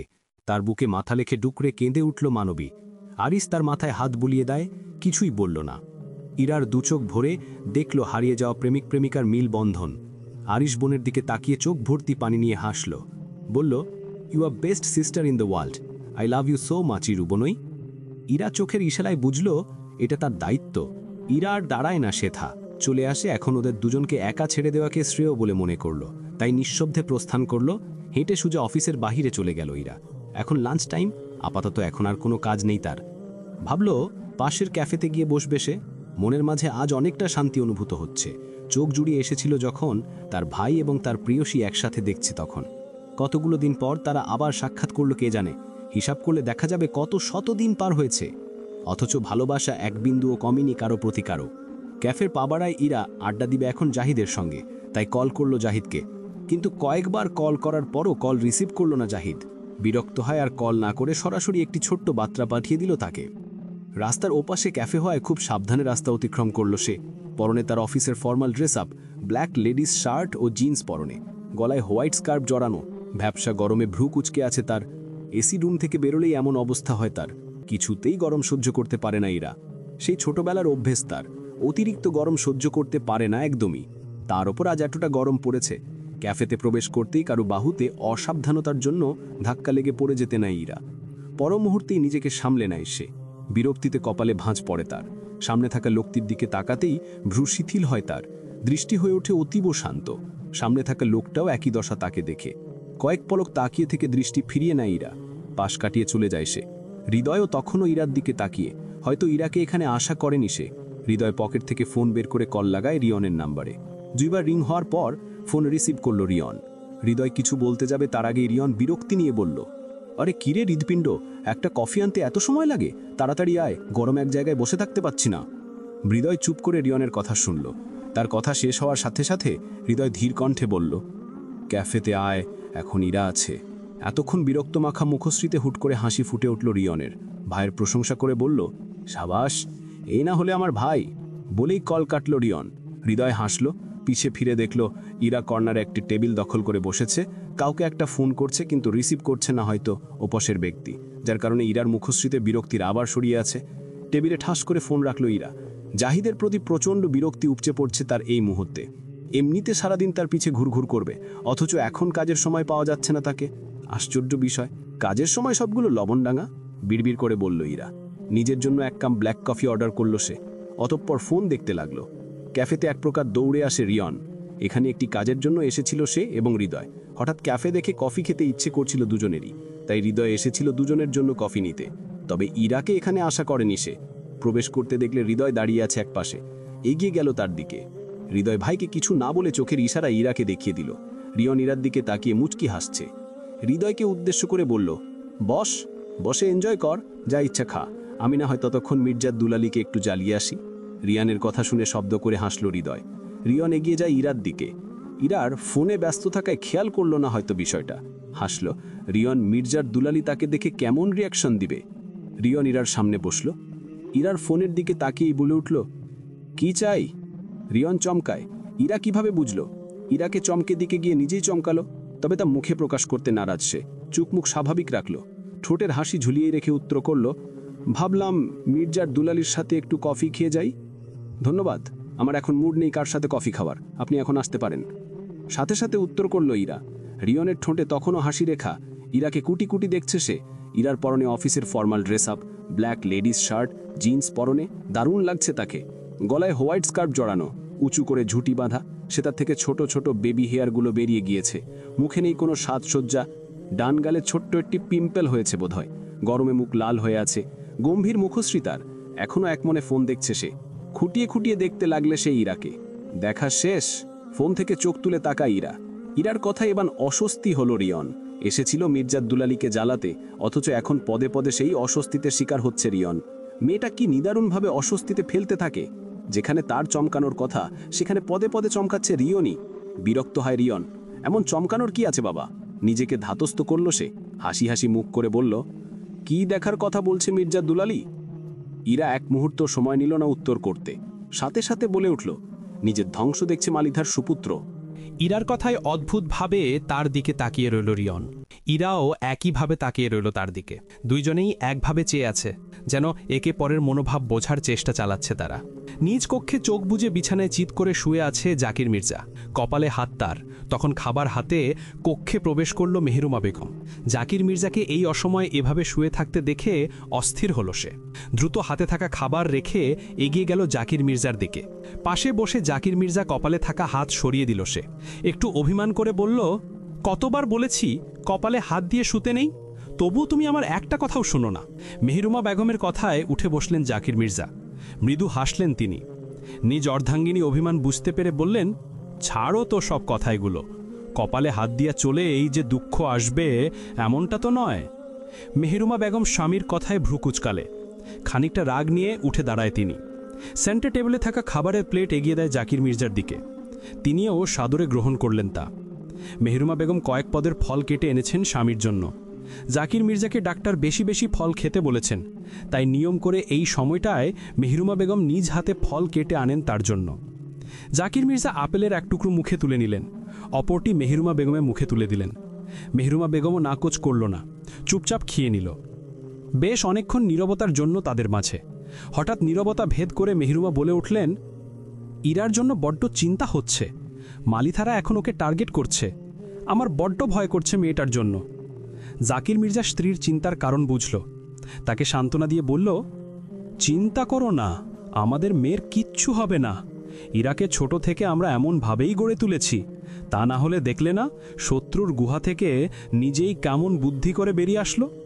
ওকে নিয়ে তুমি চিন্তা করো না বেশি, বরঞ্চ নিজেকে নিয়ে চিন্তা করো। ওর থেকে বেশি তুমি ছোট মানুষের মতো করো। জাকির মির্জার শেষের কথা শুনে তেতে উঠল মেহেরুমা বেগম। আগুন চোখে স্বামীর দিকে তাকায় সে। জাকির মির্জা মিটমিট করে হাসছেন। মেহেরুমা বেগম বললেন, এই দেখো, একদম খেপাবেন না বলে দিলাম। ছেলে মেয়ের বিয়ে দেওয়ার বয়সে উনি এসছে আহ্লাদ করতে। নিজের কথার ইতি টেনে উঠে দাঁড়ালেন মেহেরুনা বেগম। ঘর ছেড়ে বেরিয়ে গেলেন তিনি। জাকির মির্জা তখনও মিটমিটি হাসছেন। এখনও একইভাবে ইরার দিকে তাকিয়ে আছে রিয়ন। দুজনেই নিজেদের অভিব্যক্তি সূক্ষ্মভাবে পরখ করে যাচ্ছে। দুজনের দৃষ্টি অতীব শান্ত। দূর থেকে তাদের কাণ্ড কারখানা এবং কথাবার্তা সবটাই শুনছে এবং দেখছে হৃদয়। নেভি ব্লু কালারের টি শার্ট পরে আছে রিয়ন, সাথে ব্ল্যাক জিন, হাটে গোল্ডেন ওয়াচ। সিল্কি চুলগুলো জেল দিয়ে একপাশে সেট করা। রিয়নের চোখের রং হালকা ব্রাউনি টাইপের, মোটা মোটা জোড়া ভ্রু। হাসলে ডান গালে ছোট্ট একটি টোল পড়ে। কারো সাথে কথা বললে তার চোখের দিকে তাকিয়ে কথা বলে রিয়ন। ব্যাপারটা লক্ষ্য করেছে ইরা। রিয়নের দিকে বেশিক্ষণ তাকিয়ে থাকতে পারল না সে। দৃষ্টি ফেরায় ইরা। কেন জানি তাকিয়ে থাকতে পারল না আর বেশিক্ষণ সে। রিয়ন তখনও ইরাকে দেখে যাচ্ছে একমনে। ইরা ঠোঁটের পাশে ছোট তিলটি খুব সূক্ষ্মভাবে পরখ করছে সে। দৃষ্টি তার সেখানেই আটকে আছে। ধপ করে উঠে দাঁড়ায় ইরা। ইরাকে উঠতে দেখে রিয়নও সাথে উঠে দাঁড়ায়। তার মানে মির্জার দুলালি যে রিক্ত রিয়ন মালিথার ধ্বংসর মূল কাঠি হয়ে গেল। রিয়নের কথায় আবারও তার দিকে তাকায় ইরা। তার ছিল মিশ্রিত কণ্ঠে বলল সে, নাহি ইরা কারো ধ্বংসের মূল কাঠি নয়, সে নিজেই একজন ধ্বংসবতী। তাই বাঁচতে চাইলে তার থেকে দূরে থাকবেন মিস্টার রিক্ত রিয়ন মালিথা। কথা শেষ হতেই হনহনিয়ে বেরিয়ে যায় ইরা। হৃদয় ছুটে এসে রিয়নের পাশে দাঁড়ায়।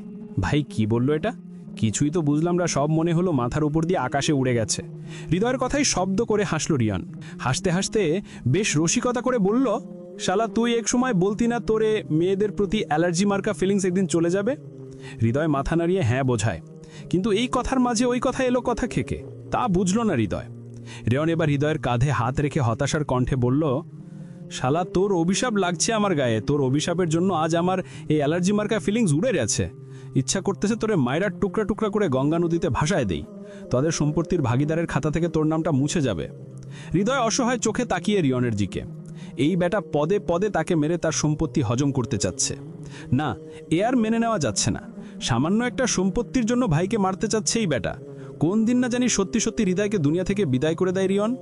ঠোঁট উল্টে কান্না এলো হৃদয়ের, কিন্তু কাঁদতে পারল না, কেননা তার চোখ দিয়ে এখনও পানি বের হয়নি। অসহায়ভাবে তাকিয়ে থাকলে রিয়নের দিকে। এই বুঝি দুফোঁটা পানি গড়িয়ে পড়বে এখন, কিন্তু হায়, বেঈমান চোখের পানি পড়ল না।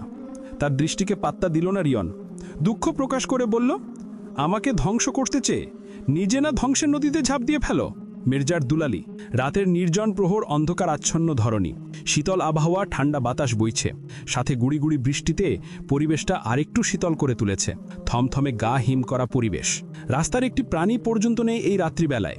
রাতের প্রহরকে আরেকটু ভারী করে দিতে নির্জন এক গোডাউন থেকে ভেসে আসছে এক লোকের হৃদয় বিদায়ক চিৎকার।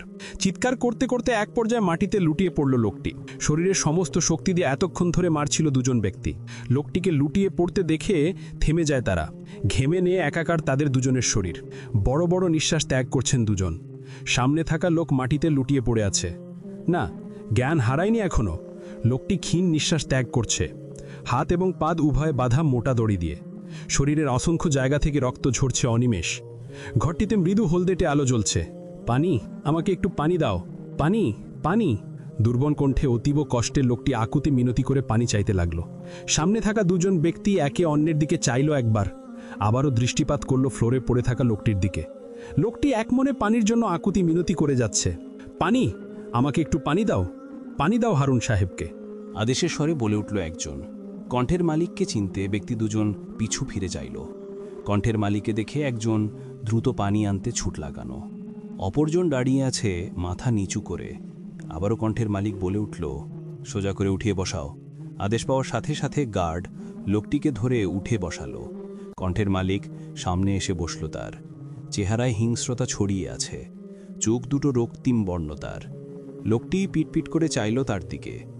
মুহূর্তে মুখশ্রী জুড়ে ছড়িয়ে পড়ল ভয়ের ছাপ, যা চোখ এড়ায়নি সামনে বসে থাকা মানুষটির। ঠোঁট প্রসারিত করে হাসল সে। ততক্ষণে পানি নিয়ে চলে এসেছে অপর গার্ডটি। হাত বাড়িয়ে পানির বোতল চাইল সে। বোতলটি এগিয়ে দিল লোকটির দিকে। কাঁপা কাঁপা হাতে তা ধরল লোকটি। এক নিমিষে শেষ করে ফেলল পানিটুকু।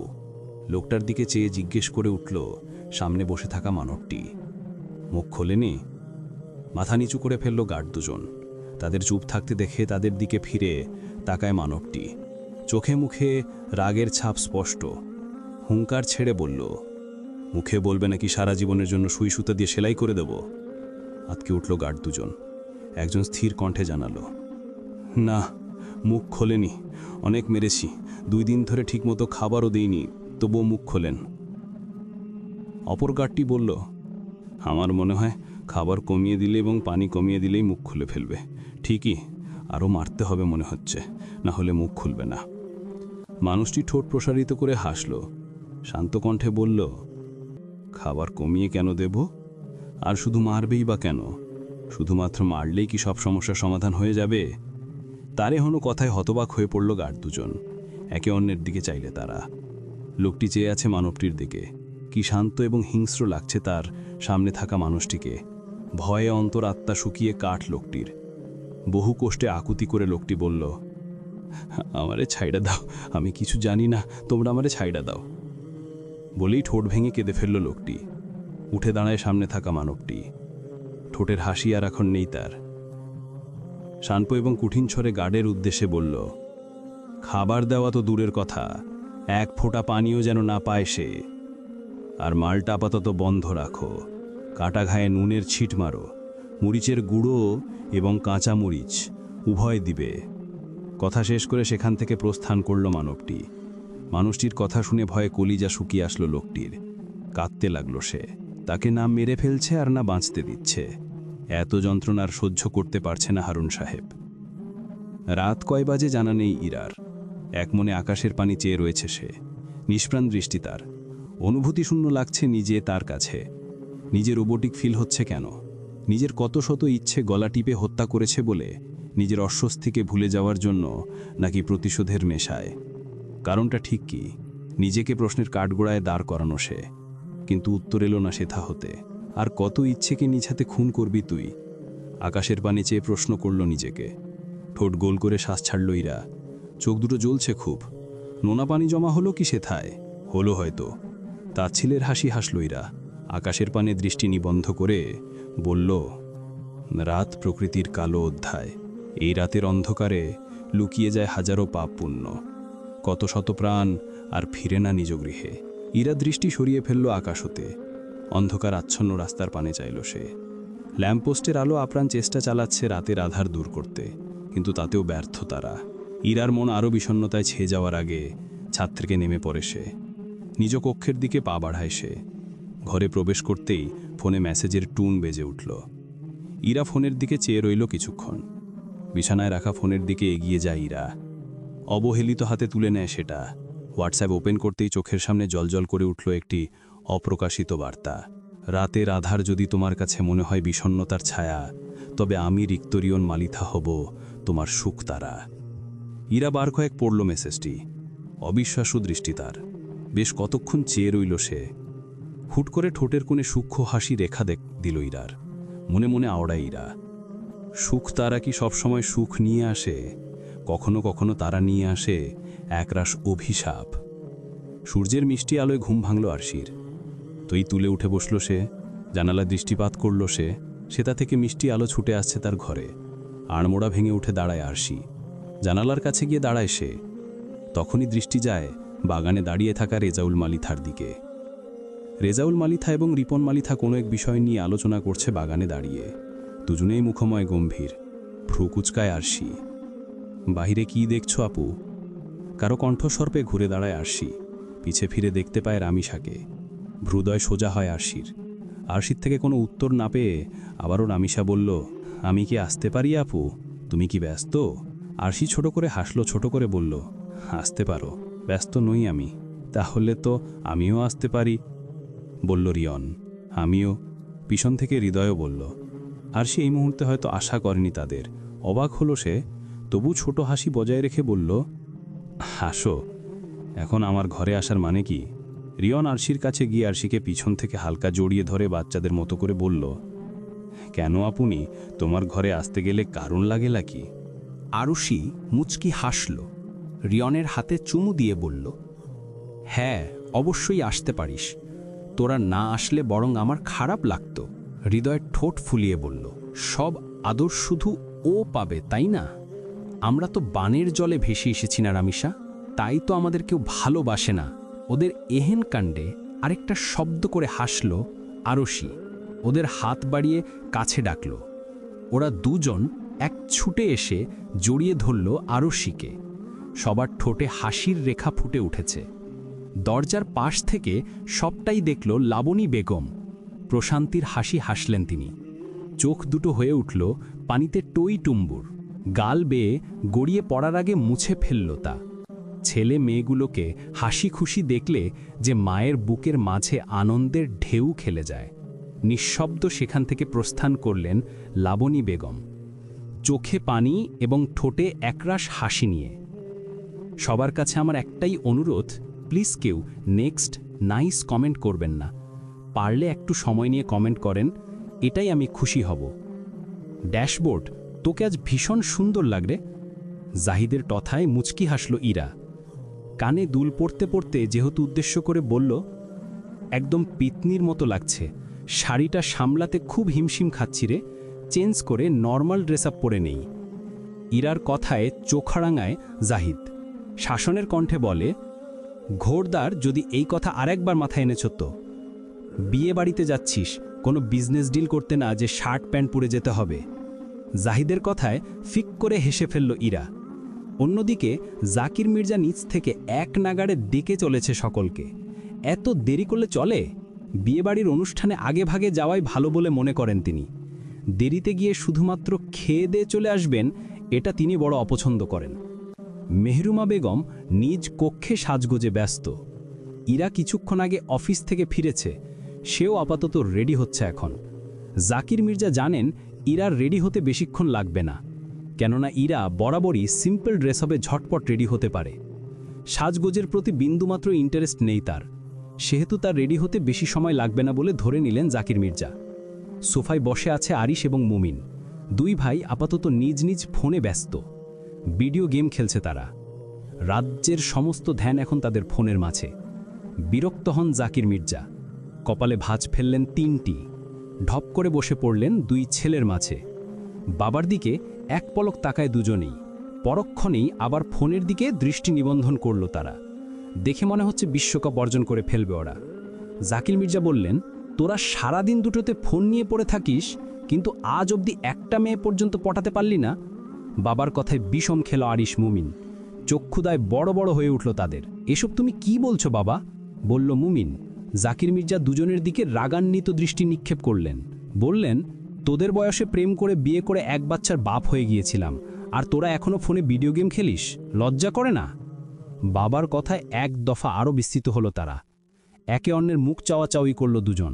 আরশি ধীর কণ্ঠে বলল, আব্বু, এভাবে অপমান করো না। বিয়ে করতে পারছে না বলে এভাবে লজ্জা দিচ্ছ? জাকির মির্জা আফসোসের সুরে বললেন, লজ্জা করে হলেও যদি দুটোতে বিয়ের কথা ভাবতি। ছেলেদের বিয়ে নিয়ে পড়লে কেন এখন? ভ্রুকুচকে জিজ্ঞেস করলেন মেহেরুমা বেগম। সিঁড়ি বেয়ে নিচে নেমে এলেন তিনি। স্বামী এবং সন্তানদের কথোপকথন পুরোটাই শুনেছেন মেহেরুমা বেগম। জাকির মির্জা হঠাৎ ছেলেদের বিয়ে নিয়ে পড়ল কেন বুঝলেন না তিনি, তাই কৌতূহলবশত জিজ্ঞেস করে বসলেন। তবে জাকির মির্জা কোনো উত্তর করলেন না। চেহারায় গুরুতম ভাব তার। ততক্ষণে ইরা এবং জাহিদ চলে এসেছে সেখানে। জাকির মির্জাকে চুপ থাকতে দেখে মেহরুমা বেগম পুনরায় জিজ্ঞেস করলেন, হুট করে ছেলেদের বিয়ে নিয়ে পড়লে কেন তুমি? জাকির মির্জা আফসোসের কণ্ঠে বলল, আমার সব বন্ধুবান্ধবের ছেলে মেয়েদের বিয়ে হয়ে নাতিপুতি হয়ে গিয়েছে, অথচ আমার দুটো ছেলে বিয়ের বয়স হয়েছে, মেয়েটার হয়েছে, তবে বিয়ের নাম নেই কারো মুখে। এই বয়সে এসে যদি নাতিপুতের সাথে খেলতেই না পারি, তবে আফসোস থাকবে না? জাকির মির্জার কথায় ঠোঁট টিপে হাসল ইরা। আরিশ এবং মুমিনেরও একই অবস্থা। হাসলেন মেহরুনা বেগম। আরিশ বাবাকে উদ্দেশ্য করে বলল, তোমার জন্য নাতিপুতি দত্তক নিয়ে আসব। তখন সারাদিন নাতিপুতি নিয়ে খেল। ছেলের কথায় কটমট করে চাইলেন জাকির মির্জা। সকলে হেসে ফেলল শব্দ করে। জাকির মির্জা উঠে দাঁড়ালেন, সবাইকে উদ্দেশ্য করে বলল, হাসাহাসি বন্ধ করে চলো, দেরি হয়ে যাচ্ছে আমাদের। বলি চলে যেতে নিলেন তিনি। মাঝপথে ইরাকে দেখে থেমে গেলেন জাকির মির্জা। তাকিয়ে রইলেন মেয়ের দিকে ক্ষণিক সময়ের জন্য। হাফ সিল্টের জর্জেটের আকাশের কালারের শাড়ি পরেছে ইরা। রংটা বেশ মানিয়েছে ইরাকে। মুখে সাজসজ্জা বলতে ঠোঁটে লিপস্টিক, সাথে কাজল এবং আইলাইনার পরেছে। কানে ছোট ছোট দুটো দুল। গলায় বরাবর যেই লকেট চেন পরা থাকে সেটি আছে আজও। ব্যাস এতটুকুতেই সৌন্দর্য দ্বিগুণ হয়ে গিয়েছে ইরার। ঠোঁটের নিচে কালো তিলটি যেন চকচক করছে মুখোদায় জুড়ে। নীলচে চোখের নিচে কাজল কি দারুণভাবে মানিয়েছে তাকে। ফর্সা মুখশ্রী জুড়ে মায়া মায়া ভাব ইরার। ঠোঁটের কোণে স্নিগ্ধ হাসির রেখা। জাকির মির্জা মুগ্ধ দৃষ্টিতে তাকিয়ে রইলেন মেয়ের মুখপানে। মুখ হতে আপনা আপনি বেরিয়ে আসলো, মাশাল্লাহ মাশাল্লাহ মাশাল্লাহ, একদম পরীর মতো লাগছে আমার আম্মুকে। জাকির মির্জার কথায় বাকিদের দৃষ্টি পড়ল ইরার দিকে। এতক্ষণ সকলের কথোপকথনে খেয়াল করেনি কেউ ইরাকে। ইরাকে দেখে যেন সবাই থমকে গেল আজ। সচরাচর ইরা কখনোই শাড়ি পরতে চায় না। বছরে দু একবার শাড়ি পরতে দেখা যায় তাকে। সর্বদা নিজ কমফোর্ট ড্রেস পরতে পছন্দ করে ইরা। শাড়ি সামলাতে হিমশিম খায় এক প্রকার সে, তাই তো শাড়ি পরতে চায় না। আজ পরেছে মায়ের জড়াজড়িতে। মেহরুমা বেগম অনেক জোড়াজড়ি করে শাড়ি পরিয়েছেন। আধা ঘন্টা ধরে ঘ্যান ঘ্যান করেছে আগে পিছে, তারপর রাজি করিয়েছেন শাড়ি পরার জন্য। বিয়ে বাড়িতে যাচ্ছে তাই মূলত ইরাকে শাড়ি পরতে বলেছেন মেহেরুনা বেগম।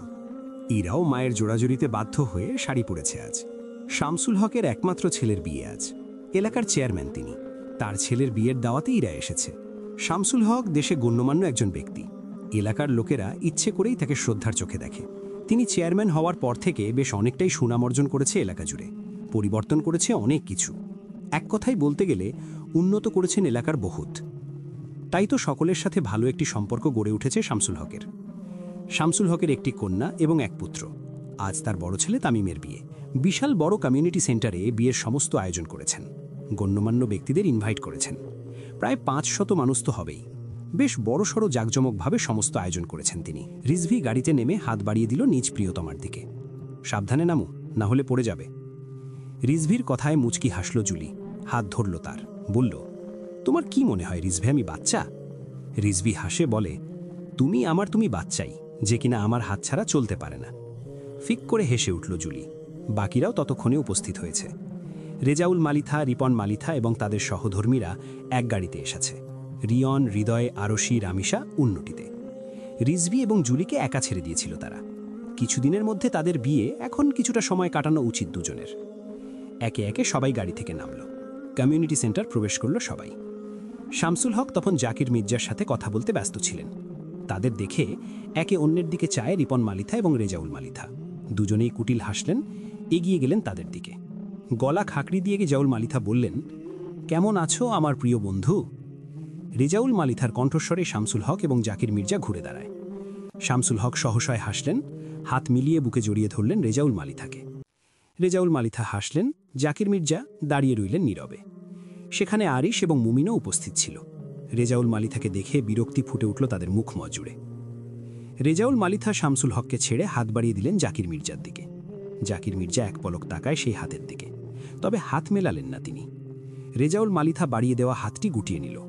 রিয়ন, হৃদয় এবং রিজভিও ততক্ষণে পাশে এসে দাঁড়িয়েছে। শামসুল হক পরিস্থিতি স্বাভাবিক করতে কুশল বিনিময় করল সবার সাথে। সবাই হেসে হেসে কথা বলছেন। জাকির মির্জা ঠায় দাঁড়িয়ে রইলেন, কেননা এখান থেকে এই মুহূর্তে চলে গেলে ব্যাপারটা দৃষ্টিকটু হবে। রেজাউল মালিথা হঠাৎ করে জাকির মির্জাকে বললেন, বন্ধুকে শত্রু ভাবতে নেই জাকির। এই যে আমাকে শত্রু ভেবে হাতটা ধরলি না, এটা কিন্তু ঠিক নয়। আফটার অল আমরা একসময়ের সবচেয়ে কাছের বন্ধু ছিলাম। একটু থামলেন তিনি, আবারও বললেন, তবে যাই বলিস জাকির, তুই কিন্তু আগের মতোই রয়ে গেছিস গোমরামুখ স্বভাবের। বলেই হাসতে লাগলেন তিনি। কথাটা যে জাকির মির্জাকে খানিকটা অপমান করে বলল, তা বুঝতে আর বাকি রইল না কারো। রিপন মালিথা হাসতে লাগলেন। রাগে হাত মুষ্টিবদ্ধ হয়ে এলো মুমিন এবং আরিশের। ওরা কিছু বলতে যাবে তার আগেই পেছন থেকে ইরা বলে উঠল, এটা মানুষের ব্যক্তিত্ব আঙ্কেল। কারো ব্যক্তিত্ব ঠিক কতটা সুশীল, মজবুত, তা তার মুখশ্রী দেখেই বোঝা যায়। ইরার কথাই সবার দৃষ্টি পড়ল তার দিকে। ইরা এগিয়ে এসে অমায়িক হাসল, বাবার পাশে দাঁড়ায় সে। মুচকি হেসে বলল, আর রইল ভালো বন্ধুত্বের কথা। একসময়ের সবচেয়ে কাছের বন্ধুটাই আমাদের জীবনের সবচেয়ে বড় শত্রু হয়, কেউ আড়ালে আবার কেউ প্রকাশ্যে। এ যেমন ধরুন, আপনি আড়ালে শত্রুতা দেখান, আর আমার আব্বু প্রকাশ্যে আপনার সাথে শত্রুতা দেখায়। লুকোচুরির খেলাটা মানিথাদেরই মানায়। মির্জা আবার লুকোচুরি খেলতে পছন্দ করে না। আঘাত করলে সামনে থেকেই করতে পছন্দ করে। সামনে হাসি আর পেছনে ছুরির আঘাত, এটা ঠিক আমাদের সাথে যায় না। বলেই আবার হাসল ইরা। জাকির মির্জা ইরার কথায় গর্ববোধ করল। ইরাকে তিনি নিজের মনের মতো করে তুলেছেন, এবং ইরাও বাবার শিক্ষায় শিক্ষিত হয়েছে। কিভাবে ঠান্ডা মাথায় মানুষকে বাঁশ দিতে হয় তা তার ছেলেমেয়েরা ভালোই জানে। এই যে এখন ঠান্ডা মাথায় রেজাউল মালিথাকে উচিত জবাব দিয়েছে ইরা। ইরা বাবার হাত ধরে বলল, তন্নি আপু আমাদের জন্য অপেক্ষা করছে, ছবি তুলবে, চলো। বলে বাবার হাত ধরে সামনের দিকে এগিয়ে গেল ইরা। তন্নি হলো শামসুল হকের ছোট কন্যা। রেজাউল মালিথা সহ সবার মুখ শুকিয়ে গেছে ইরার কথা শুনে। অপমানে মুখ ছোট হয়ে গেছে তাদের। রাগে ফুঁসছে রিজভি, শুধুমাত্র শান্ত রিয়ন। সে একদৃষ্টিতে তাকিয়ে আছে ইরার দিকে। ইরা শাড়ি পরা অবস্থায় ইরাকে পরীর মতো লাগছে।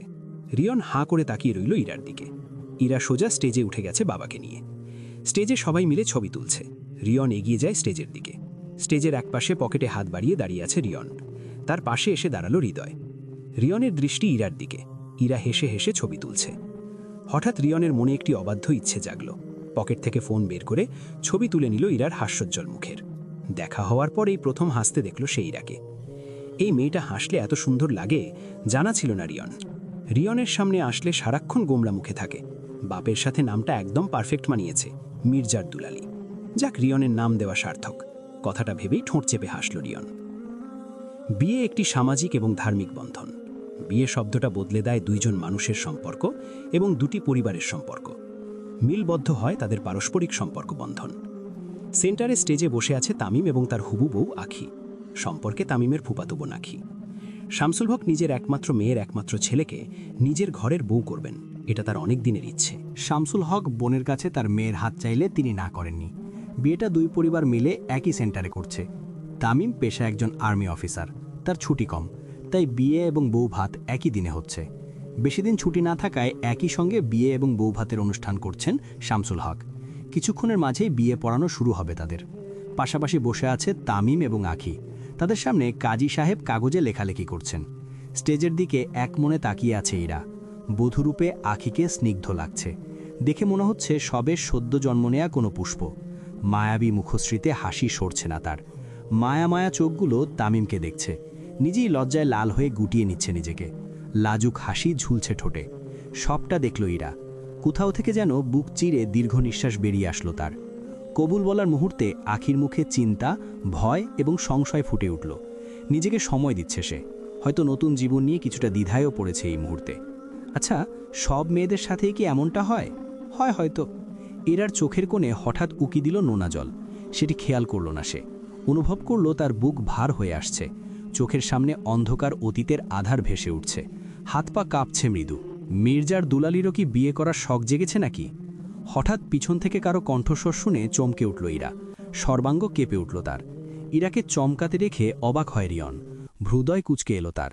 অবাক নেত্রযুগল ইরার দিকে চেয়ে বোঝার চেষ্টা করছে তার মনোভাব। ইরা পিছন ফিরে তাকায়। এবার আরও এক দফা অবাক হলো রিয়ন। ইরার চোখে পানি টয়টুম্বুর করছে। মনে হচ্ছে এখনই টুপটা বর্ষণের ন্যায় ঝরে পড়বে তা। তাকিয়ে রইল সে ইরার দিকে। আপনার সমস্যাটা কি বলুন তো? প্রতিশোধ নেওয়ার জন্য আমার পিছু করে, তাই তো? তো নিচ্ছেন না কেন প্রতিশোধ? এখন তো আমি আপনার সামনে আছি, নিয়ে নিন আপনার প্রতিশোধ। ইরার কথায় অবাক হয়ে তাকিয়ে রইল রিয়ন। আরে ওকে মির্জার দুলালি? ইরার চোখে পানি, কিন্তু কোনো এক অজানা কারণে রাগে ফুসফুস করছে সে। তাদের থেকে দুহাত দূরে দাঁড়িয়েছিল জাহিদ। জাহিদ ছুটে এসে ইরার হাত ধরল। ইরা এই মুহূর্তে নিজের মাঝে নেই। ইরাকে শান্ত করার জন্য বলল, আশপাশের অনেকেই তোর দিকে তাকিয়ে আছে ইরু, প্লিজ কন্ট্রোল ইয়োর সেলফ। এতক্ষণে টনক নড়ল ইরার। বুঝতে পারল সে এতক্ষণ কি ব্যবহার করেছে। বিব্রতকর লাগছে তার। এক মুহূর্ত দাঁড়ায় না সে সেখানে। রিয়নের সামনে থেকে দ্রুত প্রস্থান করল ইরা। জাহিদ রিয়নকে উদ্দেশ্য করে বলল, আপনি দয়া করে ওর থেকে দূরে থাকবেন, এতেই মঙ্গল হবে আপনার এবং ইরার জন্য। জাহিদের কথায় হুমকির আভা পেল যেন রিয়ন। জাহিদকে উদ্দেশ্য করে বলল, ওর থেকে দূর থাকা অসম্ভব, এটা তো শুরু। এখন থেকে ওর আগে পিছে সব জায়গায় আপনি আমাকে দেখবেন। বলেই জাহিদের কলাট খানিকটা ঠিক করে দিল রিয়ন। মুচকি হেসে প্রস্থান করল সে। জাহিদ তাকিয়ে রইল রিয়নের দিকে। হাত মুষ্টিবদ্ধ করল সে। হঠাৎ করে ঠোঁটের কোণে উগ্র হাসি ফুটে উঠল তার। ছুটল ইরার পিছে। পাশাপাশি হাত ধরে বসে আছে জুলি এবং রিজভি। জুলির এলোমেলো হওয়া চুল বাতাসে উড়ে এসে পড়ছে রিজভির মুখে। রিজভি মুচকি হাসে। তার মুখে একটুও বিরক্তির আভা নেই, বরং আছে একরাশ ভালো লাগা ও প্রশান্তির হাসি। স্টেজে থাকা আখিরবিকে টাকিয়ে রিজভিকে উদ্দেশ্য করে বলল, সবাই বিয়েতে লাল খয়েরি পরে, আমার না মোটেও লাল খয়েরির প্রতি কোনো ইন্টারেস্ট নেই। আমি আমার বিয়েতে নীল রঙের লেহেঙ্গা পরব, আর তুমি পরবে সাদা ব্লেজার স্যুট। দারুণ মানাবে না বলো? আহ্লাদী হয়ে রিজভিকে উদ্দেশ্য করে বলল জুলি। রিজভি মনোযোগ সহকারে প্রিয়তমার কথা শুনছিল। জুলির প্রশ্ন শুনে বলল, তোমার শখগুলো তোমার মতোই, সবার থেকে আলাদা, তাই তো তোমার শখ ও তোমাকে এতটা ভালোবাসি আমি। জুলি লজ্জা পেল। তাদের পাশেই বসে আছে রামিসা, আরশি, হৃদয়। হৃদয় ও রামিসা মিটমিট করে হাসছে, যা দেখে আরও লজ্জা পায় জুলি। রিজভির হাতে আলতো চাপ দিয়ে ফিসফিস করে বলল, তোমার কি লজ্জা শরম নেই? দেখছো ছোট ভাই বোনেরা পাশে, তাও এই ধরনের কথা বলছো? ও মা, আমি আমার হবু বউয়ের সাথে প্রেম করছি, তাতে ওদের কি? ওদের অসুবিধা হলে কান বন্ধ করে বসে থাকবে। তবে আমার কাজ আমার বউয়ের প্রশংসা করা, আমি সেটাই করছি। অসভ্য লোক কোথাকার, তুমি চুপ করবে? যা বাবা, আমি আবার কি করলাম? কোথায়? বউয়ের একটু প্রশংসা করলাম, একটু ভালোবাসি বললাম, তাতেই আমার দোষ হয়ে গেল? তুমি যদি আর একটা কথা বলেছ না, তাহলে আমি এখান থেকে উঠে চলে যাব। জুলি গাল ফুলিয়ে অন্যদিকে তাকিয়ে রইল। ওদের দুষ্টু মিষ্টি খুনসুটিতে হাসলো হৃদয় আর রামিসা। রিজভি জুলিকে রাগিয়ে দিয়ে বেজায় খুশি হলো। মেয়েটা রাগ করলে একদম কিউটের ডিব্বার মতো লাগে তার কাছে। কবে যে এই কিউটের ডিব্বাটা তার ঘরে আসবে আল্লাহ মালুম। ফর্সা মুখশ্রী লজ্জায় লাল হয়ে আছে। খোলা চুলগুলো বাতাসে উড়ছে, সরু নাথে ভেয়ে ঘাম ঝরছে গরমের জন্য। লং গাউন পরেছে জুলি। বরাবরই জুলি এ ধরনের পোশাক পরে থাকে। সাথে রিজভিকেও ম্যাচিং করে পরে আসতে হয় তার সাথে। এটা অবশ্যই বিরক্ত হয় না সে, বরং জুলির এই ছোট ছোট বিষয়গুলো উপভোগ করে সে। এই যে মেয়েটি সকল আবদার শুধু রিজভির কাছেই করে। মা হারা মেয়ে জুলি, বাবার ভীষণ আদরের, তবে মায়ের ভালোবাসা পায়নি কখনোই। হঠাৎ দীর্ঘ নিঃশ্বাস ছাড়ল রিজভি। হাসি খুশি মেয়েটার অতীতের দিকে তাকালে অন্ধকার ছাড়া কিছুই দেখতে পায় না রিজভি। বাড়িতে হেলান দিয়ে দাঁড়িয়ে আছে রিয়ন। তার পাশেই হৃদয় ফোনে কথা বলছে। তারা মূলত বাকিদের জন্য গেটের বাইরে অপেক্ষা করছে। একে একে সবাই উপস্থিত হলো সেখানে। সবাই নিজেদের মতো কথা বলতে লাগলো। বাবা, রিয়ন, কাল একবার আমার সাথে অফিসে যাবে তুমি। কাল আর ঘরে থেকে কাজ করে তা শুনবো না, বুঝলে? বললেন রেজাউল মালিথা। তবে তার কথাগুলো কান অবধি পৌঁছালো না রিয়নের। সে এক ধ্যানের সামনে থাকা কালো রঙের গাড়িটির দিকে তাকিয়ে আছে। গাড়ির কাছ থেকে শুরু করে প্রতিটা পার্ট সূর্যের আলোয় চকচক করছে। দেখতেও গাড়িটি বেশ সুন্দর। রেজাউল মালিথা যখন দেখলেন ছেলে তার কথার উত্তর করছে না, তখন তিনি ছেলের দৃষ্টি অনুসরণ করে সামনে তাকায়। দেখল ইরার গাড়ির দিকে তাকিয়ে আছে রিয়ন। রেজাউল মালিথা রিয়নের কাঁধে হাত রাখলেন। মুচকি হেসে বলেন, তুমি কি ভাবছো সেটা হয়তো আমি বুঝেছি রিয়ন। বাবার কথায় তার দিকে তাকিয়ে রিয়ন আশ্চর্য হয়েছে। সে তাকায় বাবার দিকে, বুঝতে পারল না তার বাবা কি বলছে, কি বুঝার কথা বলছেন তিনি। তবে রিয়ন আর কোনো কথা বলল না। হৃদয়কে ডেকে আনে নিজের কাজে। একপাশে নিয়ে গিয়ে কিছু একটা বলল তাকে। সাথে সাথে হৃদয়ের চোখে মুখের আতঙ্কের ছাপ স্পষ্ট হলো। সবাই ভ্রু কুঁচকে তাদের দিকে তাকিয়ে আছে, বোঝার চেষ্টা করছে তারা কি নিয়ে এত আলোচনা করছে। লাবণী বেগম রেজাউল মালিথার কাছে এগিয়ে এসে বলেন, আমাদের তো দেরি হয়ে যাচ্ছে, ওদেরকে আসতে বলুন, আমরা গাড়ি গিয়ে বসছি। রেজাউল মালিথা মাথা নেড়ে সম্মতি জানান। একে একে নিজ নিজ গাড়ির দিকে এগিয়ে গেল সবাই। হঠাৎই ঝনঝন করে কাঁচ ভাঙার শব্দে থমকে গেল সবাই। রাস্তার আশেপাশের লোক অবাক নেত্রে তাকিয়ে রইল। সেই মুহূর্তে কমিউনিটি সেন্টার থেকে বের হচ্ছিল ইরারা। শব্দ পেয়ে শব্দের উৎস খুঁজতে নিজের গাড়ির দিকে তাকাতেই থমকে গেল ইরা। গাড়ির সামনে হকি স্টিক নিয়ে দাঁড়িয়ে আছে রিয়ন। ঠোঁটে লেগে আছে তার বাঁকা হাসি। ইরার গাড়ির সামনের কাঁচ ভেঙে ফেলেছে রিয়ন। ঝনঝন করে কাঁচগুলো রাস্তার চারিদিকে ছড়িয়ে পড়ল। কয়েক মুহূর্তের জন্য থমকে গেল ইরা। আরিশ, মুমিন, জাহিদ এতটাই হতবাক হয়েছে যে এই মুহূর্তে তাদের কি করা উচিত তা বোধগম্য হল না তাদের। ইরাকে দেখে গাড়ির সামনে থেকে সরে দাঁড়ায় রিয়ন। হাসতে হাসতে নিজেদের গাড়ির দিকে এগিয়ে গেল সে। গাড়ির উপর বসে হাতে থাকা হকি স্টিক ঘোরাতে ঘোরাতে ইরাকে উদ্দেশ্য করে বলল, এই যে মির্জার দুলালি, প্রতিশোধ নেওয়ার কথা বলেছিলে না? নাও, নিয়ে নিলাম তোমার থেকে প্রতিশোধ। কথাটা শুনে রাগে থরথর করে কাঁপতে লাগল ইরা। চোখ দিয়ে অনবরত পানি গড়িয়ে পড়ছে তার। নিজের গাড়ির এমন বিধ্বস্ত রূপ সহ্য করতে পারছে না সে। ইচ্ছে করছে এখনই রিয়নের ওপর ঝাঁপিয়ে পড়তে, তবে সে সেটা করবে না। রিয়ন আবারও ইরাকে উদ্দেশ্য করে বলল, তুমি আমার গাড়ি পুড়িয়ে ছাই করেছ, তার বদলে আমি জাস্ট সামান্য একটু সামনের কাঁচটাই ভাঙলাম। আমার এবার দয়া মায়া অনেক, এটা রিপেয়ার করে নিলে একদম নতুনের মতো হবে, গড প্রমিস। রিয়নের কথায় হো হো করে হেসে উঠল রেজাউল মালিথা, রিপন মালিথা ও রিজভি। তাদের মুখের হাসি দেখে গা জ্বলে উঠল আরিশের। আরিশ এবং মুমিন তাদের দিকে এগিয়ে যেতে চাইলে তাদের থামালো ইরা। ভাইদের উদ্দেশ্য করে বলল, বাবাকে এখানে আসতে দিও না ভাইয়া, ভেতরে যাও, বাবা যেন কোনো মতে এই মুহূর্তে বাহির না আসে। ইরা কি বোঝাতে চাইল তা বুঝতে একটুও সময় লাগল না মুমিনের। আর কিছু না বলে ভেতরে চলে গেল সে। আরিশ, জাহিদ রয়ে গেল ইরার কাছে। রিয়ন ইরার কথায় ভ্রু কুচকে, জাকির মির্জা এখানে আসলে কি হবে? রিয়ন ইরার দিকে তাকায়। মেয়েটার আজ দুইবার পানি দেখল সে, কিন্তু অবাক করার বিষয়, মেয়েরা কাঁদলে সেটা তার কণ্ঠে প্রভাব ফেলে, কিন্তু ইরার ক্ষেত্রে ভিন্ন। ইরার কণ্ঠ থাকে ঝাঁঝালো, কণ্ঠের তেজ এক ফোঁটাও কমে না। এই কণ্ঠস্বর শুনে কেউ বুঝবে না এই মেয়ে কান্না করছে। ইরা এগিয়ে যায় নিজের গাড়ির দিকে, হাত বাড়িয়ে ছুঁয়ে দেয় নিজের গাড়িকে। গলার কোথাও একটা কাঁটার মতো বিচ্ছে তার। রাগ, দুঃখ, চোখে প্রতিশোধের আগুন সব একাকার হয়ে কেমন অনুভূতিশূন্য লাগছে তার। হঠাৎই একটি অনাকাঙ্ক্ষিত কাণ্ড করে ফেলল ইরা। গাড়ির উপরে থাকা কাঁচের একটি টুকরো হাতে তুলে নিয়ে মুষ্টিবদ্ধ করে ধরল তা। সাথে সাথে রক্তের স্রোত বয়ে গেল হাত থেকে। আরিশ এবং জাহিদ দ্রুত এগিয়ে আসলো ইরার কাছে। রিয়ন অবাক হয়ে চেয়ে আছে ইরার দিকে। এগিয়ে যেতে নিয়েও বাবা চাচার মুখের দিকে তাকিয়ে থেমে গেল সে। ইরার এমন বিধ্বস্ত অবস্থা দেখে রিপন এবং রেজাউল মালিথা প্রশান্তির হাসি হাসছে। হাত মুষ্টিবদ্ধ করে ফেলল রিয়ন। আরিশ এবং জাহিদ ইরার হাত থেকে কাচের টুকরো ছাড়ানোর চেষ্টা করছে, তবে কোনো মতে সফল হতে পারল না তারা। লাবণী বেগমের খুব মায়া হলো মেয়েটির জন্য। এক মুহূর্তের জন্য মমতা জেগে উঠল তার মনে। এগিয়ে যেতে নিলেন তিনি, কিন্তু তার আগে আরশি এক প্রকার ছুটে গেল ইরার কাছে। আলতো করে আরশি ইরার হাত স্পর্শ করল সে। স্বাভাবিক কণ্ঠে বলল, ছাড়ো ওটা। ইরা তাকায় আরশির দিকে। আরশি চোখের ইশারায় ছাড়তে বলল কাজটি। আশ্চর্যজনক বিষয়, সাথে সাথে কাজ ছেড়ে দিল ইরা। রিয়ন সহ উপস্থিত সবাই অবাক হলো আরশির কাণ্ডে। রিপন মালিথা রেজাউল মালিথার কাছে এসে কানের কাছে ফিসফিস করে বলল, ভাইজান, মনে হইতাছে খেলা ঘুরে যাচ্ছে। যতই হোক আত্মার টানটা কিন্তু এখনও আছে বলতে হবে। যত দ্রুত সম্ভব এই টান টেনে ছিঁড়ে ফেলতে হবে, না হলে হিতে বিপরীত হয়ে যাবে কিন্তু। ভাইয়ের কথায় চিন্তায় পড়ে গেল রেজাউল মালিথা। আসলেই আত্মার টান আছে বলতে হবে। আত্মার টান না থাকলে কি এভাবে আরশি কখনো ছুটে যেতে পারত ইরার কাছে? না, কখনোই পারত না। আর ইরাও ভাইয়ের কথা না শুনে শত্রুর মেয়ের এক কথায় কেন ছেড়ে দিল হাতের কাজ? কেউ কি আত্মার টানের জন্য নয় কি? অবশ্যই আত্মার টান আছে বলেই এমন হয়েছে। রেজাউল মালিথার মনে ভয় ঢুকল, কিছু একটা হারিয়ে ফেলার ভয়, ধামাচাপা দেওয়া ধুলো পড়ে থাকা অতীতের ভয়ঙ্কর সত্যি সামনে আসার ভয়, জাকির মির্জার কাছে হেরে যাওয়ার ভয়, এতদিনের মান সম্মান হারিয়ে ফেলার ভয় ঝেঁকে ধরল রেজাউল মালিথাকে। গাড়ির সামনে নিশ্চুপ হয়ে দাঁড়িয়ে আছে ইরা। আজ 3 দিন ধরে অফিসে যায় না সে, নিজেকে ঘরবন্দি করে ফেলেছে প্রায়। আজ মুমিন ইরার গাড়ি রিপেয়ার করে এনেছে। ইরা তখন ঘরে শুয়েছিল। মুমিন আরিশ ঘর থেকে টেনে বের করে ইরাকে, সোজা নিয়ে এসে বাড়ির গার্ডেনে। সেখানে ইরার গাড়ি রিপেয়ার করে নিয়ে এসেছে তারা।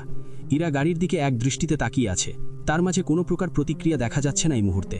মুমিন ইরাকে নিশ্চুপ থাকতে দেখে হতাশার নিঃশ্বাস ছাড়ে। এগিয়ে গিয়ে বোনকে পেছন থেকে হালকা জড়িয়ে ধরে। দেখ, একদম নতুনের মতো লাগছে তাই না? বোঝার উপায় নেই যে। মুমিনকে মাঝপথে থামিয়ে দিল ইরা। এগিয়ে গেল গাড়ির কাছে, হাত দিয়ে ছুঁয়ে দিল তা। গাড়ির এক সাইডে ছোট্ট একটি দাগ উকি দিচ্ছে। সম্ভবত ওই দিন ভাঙার ফলে এই দাগটুকু হয়েছে। ইরা দাগটা হাত দিয়ে স্লাইড করতে করতে বলে, মানুষের ক্ষত সেরে গেলেও দাগ থেকে যায়, আর সেখানে এই গাড়িটা তো জড় পদার্থ, যার জীবন নেই, প্রাণ নেই। এর দাগ থাকবে না, এটা কি কখনো হতে পারে? হঠাৎই চেহারায় হিংস্রতা ছড়িয়ে পড়ল ইরার। মুমিন আরিশ চেয়েও কিছু বলতে পারল না বোনকে। ইরা ছুটে যায় বাড়ির ভিতর। কয়েক সেকেন্ডের মাথায় বেরিয়ে আসে সে।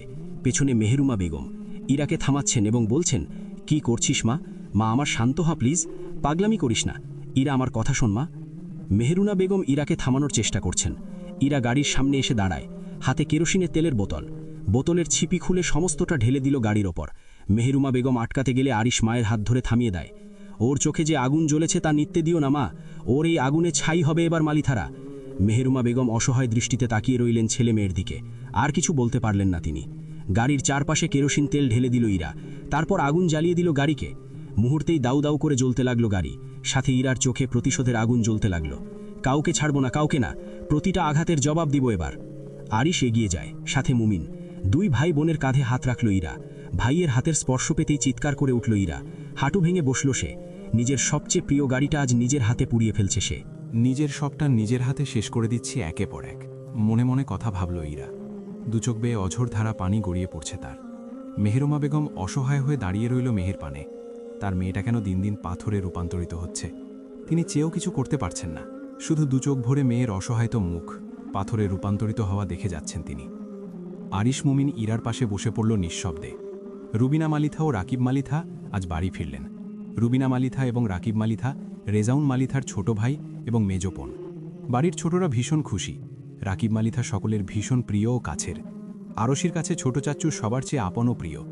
ভরসার একটি জায়গা আরশির কাছে রাকিব মালিথা। ছোটবেলা থেকেই আরশিকে রাকিব মালিথা কোলে পিঠে মানুষ করেছেন। বাড়ির অন্যান্য সদস্যদের প্রতি আরশি বিরক্ত খুব থাকলেও নেই রাকিব মালিথার প্রতি। আরশি যখন নিঃসঙ্গ একা হয়ে থাকত, রাতে কান্না করত, তখন রাকিব মালিথা হয় তার মাথায় হাত বুলিয়ে দিতেন, ভরসা দিতেন, তাকে আত্মবিশ্বাসী করে তুলেছেন রাকিব মালিথা। আজ ছোট চাচ্চু বাড়ি ফিরছে বলে আরশির খুশি ধরছে না আর। লিভিং রুমে বসে আছে মালিথা বাড়ির সকলে। লাবণী বেগম, আয়েশা বেগম রান্নাঘরে দুপুরের খাবারের আয়োজন করছেন। রেজাউন মালিথা গুরুতম ভঙ্গিতে বললেন, এবারও আমরা জিতে গেলাম বুঝলি রাকিব, আমার ছেলেরা আমার গর্ব। এই দিন ইরার কথার জবাব দিয়েছে রিয়ন। বলেই হাসলেন তিনি। রিপন মালিথা বললেন, ওরা আমাদের কাছে কখনোই জিততে পারবেন না ভাইজান। রেজাউন মালিথা মাথা নেড়ে সম্মতি জানালেন। রিয়ন পাশেই গম্ভীর মুখে বসে আছে, চিন্তিত তার সে। এই দিনের পর থেকে ইরাকে আর দেখেনি সে। খবর নিয়ে জেনেছে ইরা অফিসেও আসে না। কেমন অস্থির লাগছে রিয়নের কাছে। সে কি কাজটা ভুল করল? মনের মাঝে খচখচ করছে তার। ইরার হাতের ক্ষতগা বেশ গভীর ছিল, আরশি দেখেছে। এই দিন আরশি বাড়ি ফিরে রিয়নকে অনেকগুলো কথা শুনিয়েছে আরশি। মেয়েটার হাতের ক্ষত এতটাই গভীর যে 1 মাসের আগে সারবে বলে মনে হচ্ছে না। 2 দিন কথা বলেনি তার সাথে আরশি। আজ বোনকে অনেক কষ্টে বুঝিয়েছে রিয়ন। রাকিব মালিথা রিয়নকে অন্যমনস্ক হয়ে থাকতে দেখে তার কাঁধে হাত রাখলেন। বাবা রিয়ন, তোকে কেমন অন্যমনস্ক লাগছে, কি ভাবছিস তুই? চাচ্চুর কথায় ভাবনা থেকে বেরিয়ে আসলো রিয়ন। হাসার চেষ্টা করে বলল, আর তেমন কিছু ভাবছি না চাচ্চু, এই অফিসের কয়েকটা বিষয় নিয়ে একটু চিন্তা। রাকিব মালিথার রিয়নের কথা বিশ্বাস হলো কিনা বুঝল তা বুঝা গেল না। রেজাউন মালিথা বলল, এবার সময় এসছে আরও একটা খেলা দেখানোর। মির্জাদের পুরো ভেঙে গুড়িয়ে দেব এবার। সঙ্গে সঙ্গে উঠে দাঁড়ায় রাকিব মালিথা। ভাইয়ের কথা তাচ্ছিল্য সুরে বিদ্রুপ করে বলে, মির্জাদের তুমি কি ভেঙে গুড়িয়ে দেবে ভাই? তারা একবার যদি আমাদের বিরুদ্ধে ঠিক আমাদের মতো করে প্রতিশোধ নেওয়া শুরু করে না, তাহলে ভুলে যেও না আমরা সব হারাবো। ওদের চুপ থাকাটা তুমি যেমন দুর্বলতা ভাবছ, এমনও হতে পারে তোমাদের তরফ থেকে ছোট্ট একটা আঘাতের অপেক্ষা করছে তারা। তোমরা ছোট আঘাত করবে আর ওরা আঘাতে আঘাতে ভুরিয়ে ফেলবে তোমাদের। কথা শেষ করেই সেখান থেকে প্রস্থান করল রাকিব মালিথা। সবাই অবাক হয়ে তাকিয়ে রইলেন তার মুখের দিকে। রুবিনা মালিথা চোখ মুখ কুঁচকে ফেললেন। বড় ভাই রেজাউন মালিথাকে উদ্দেশ্য করে বললেন, ওর কথায় কান দিও না ভাইজান, ও অনেক আগে থেকেই পাগল। বয়স বাড়ার সাথে সাথে আরও পাগল হয়ে গিয়েছে। আর কেউ আর কোনো কথা বলল না। রিয়নও উঠে চলে গেল। কেমন অস্থির অস্থির লাগছে তার।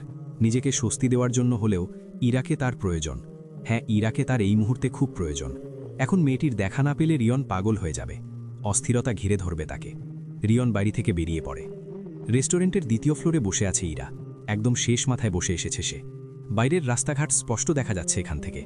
ইরা তাকিয়ে রইল সেই দিকে। ব্যস্ত পথিক বাড়ি ফিরতে ব্যস্ত। রাত 9:30 বাজতে চলল। মানব সমাজ নিজ গৃহে ফেরায় ব্যস্ত। রেস্টুরেন্টে ভর্তি মানুষজনের আনাগোনা।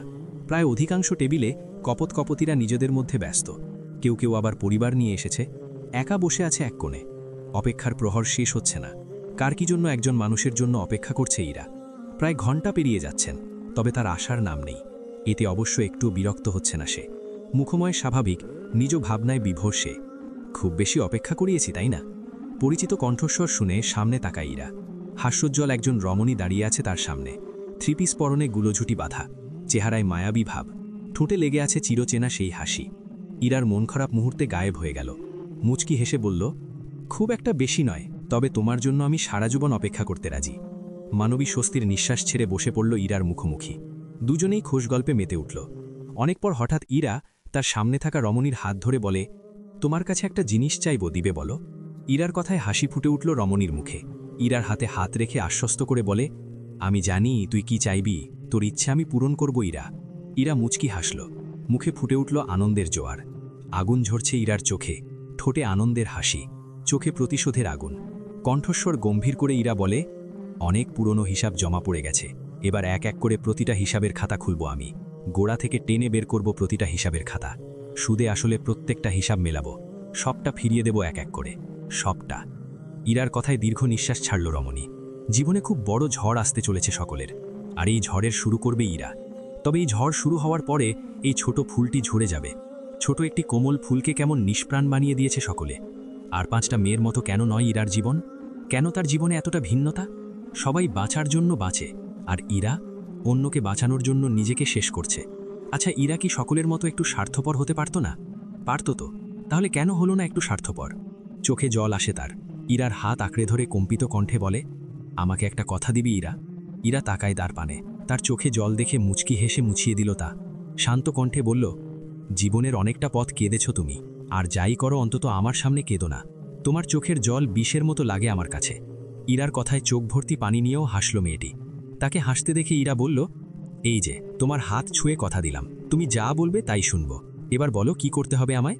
মেয়েটি আরও একটু শক্ত করে আঁকড়ে ধরে ইরার হাত। ইরা অবাক হয়ে তাকায় তার দিকে।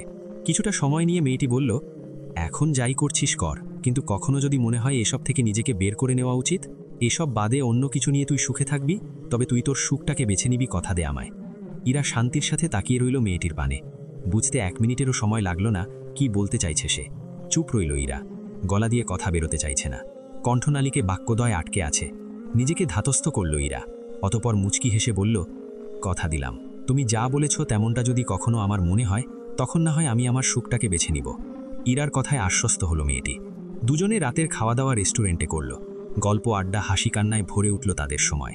আরেকটা সময় পার হওয়ার পর ইরা হঠাৎ মনে মনে বলে উঠল, সুখ, ওটা আবার কি জিনিস? আনাহি ইরা মির্জার জীবনে সুখ বলতে কিছু নেই। তার জীবনের একটাই উদ্দেশ্য এবং একটাই লক্ষ্য, মালিথাদের ধ্বংস।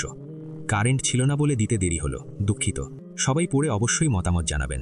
কালকে কারো মতামতটা দেখছি না, এতে লিখার আগ্রহ হারিয়ে ফেলছি।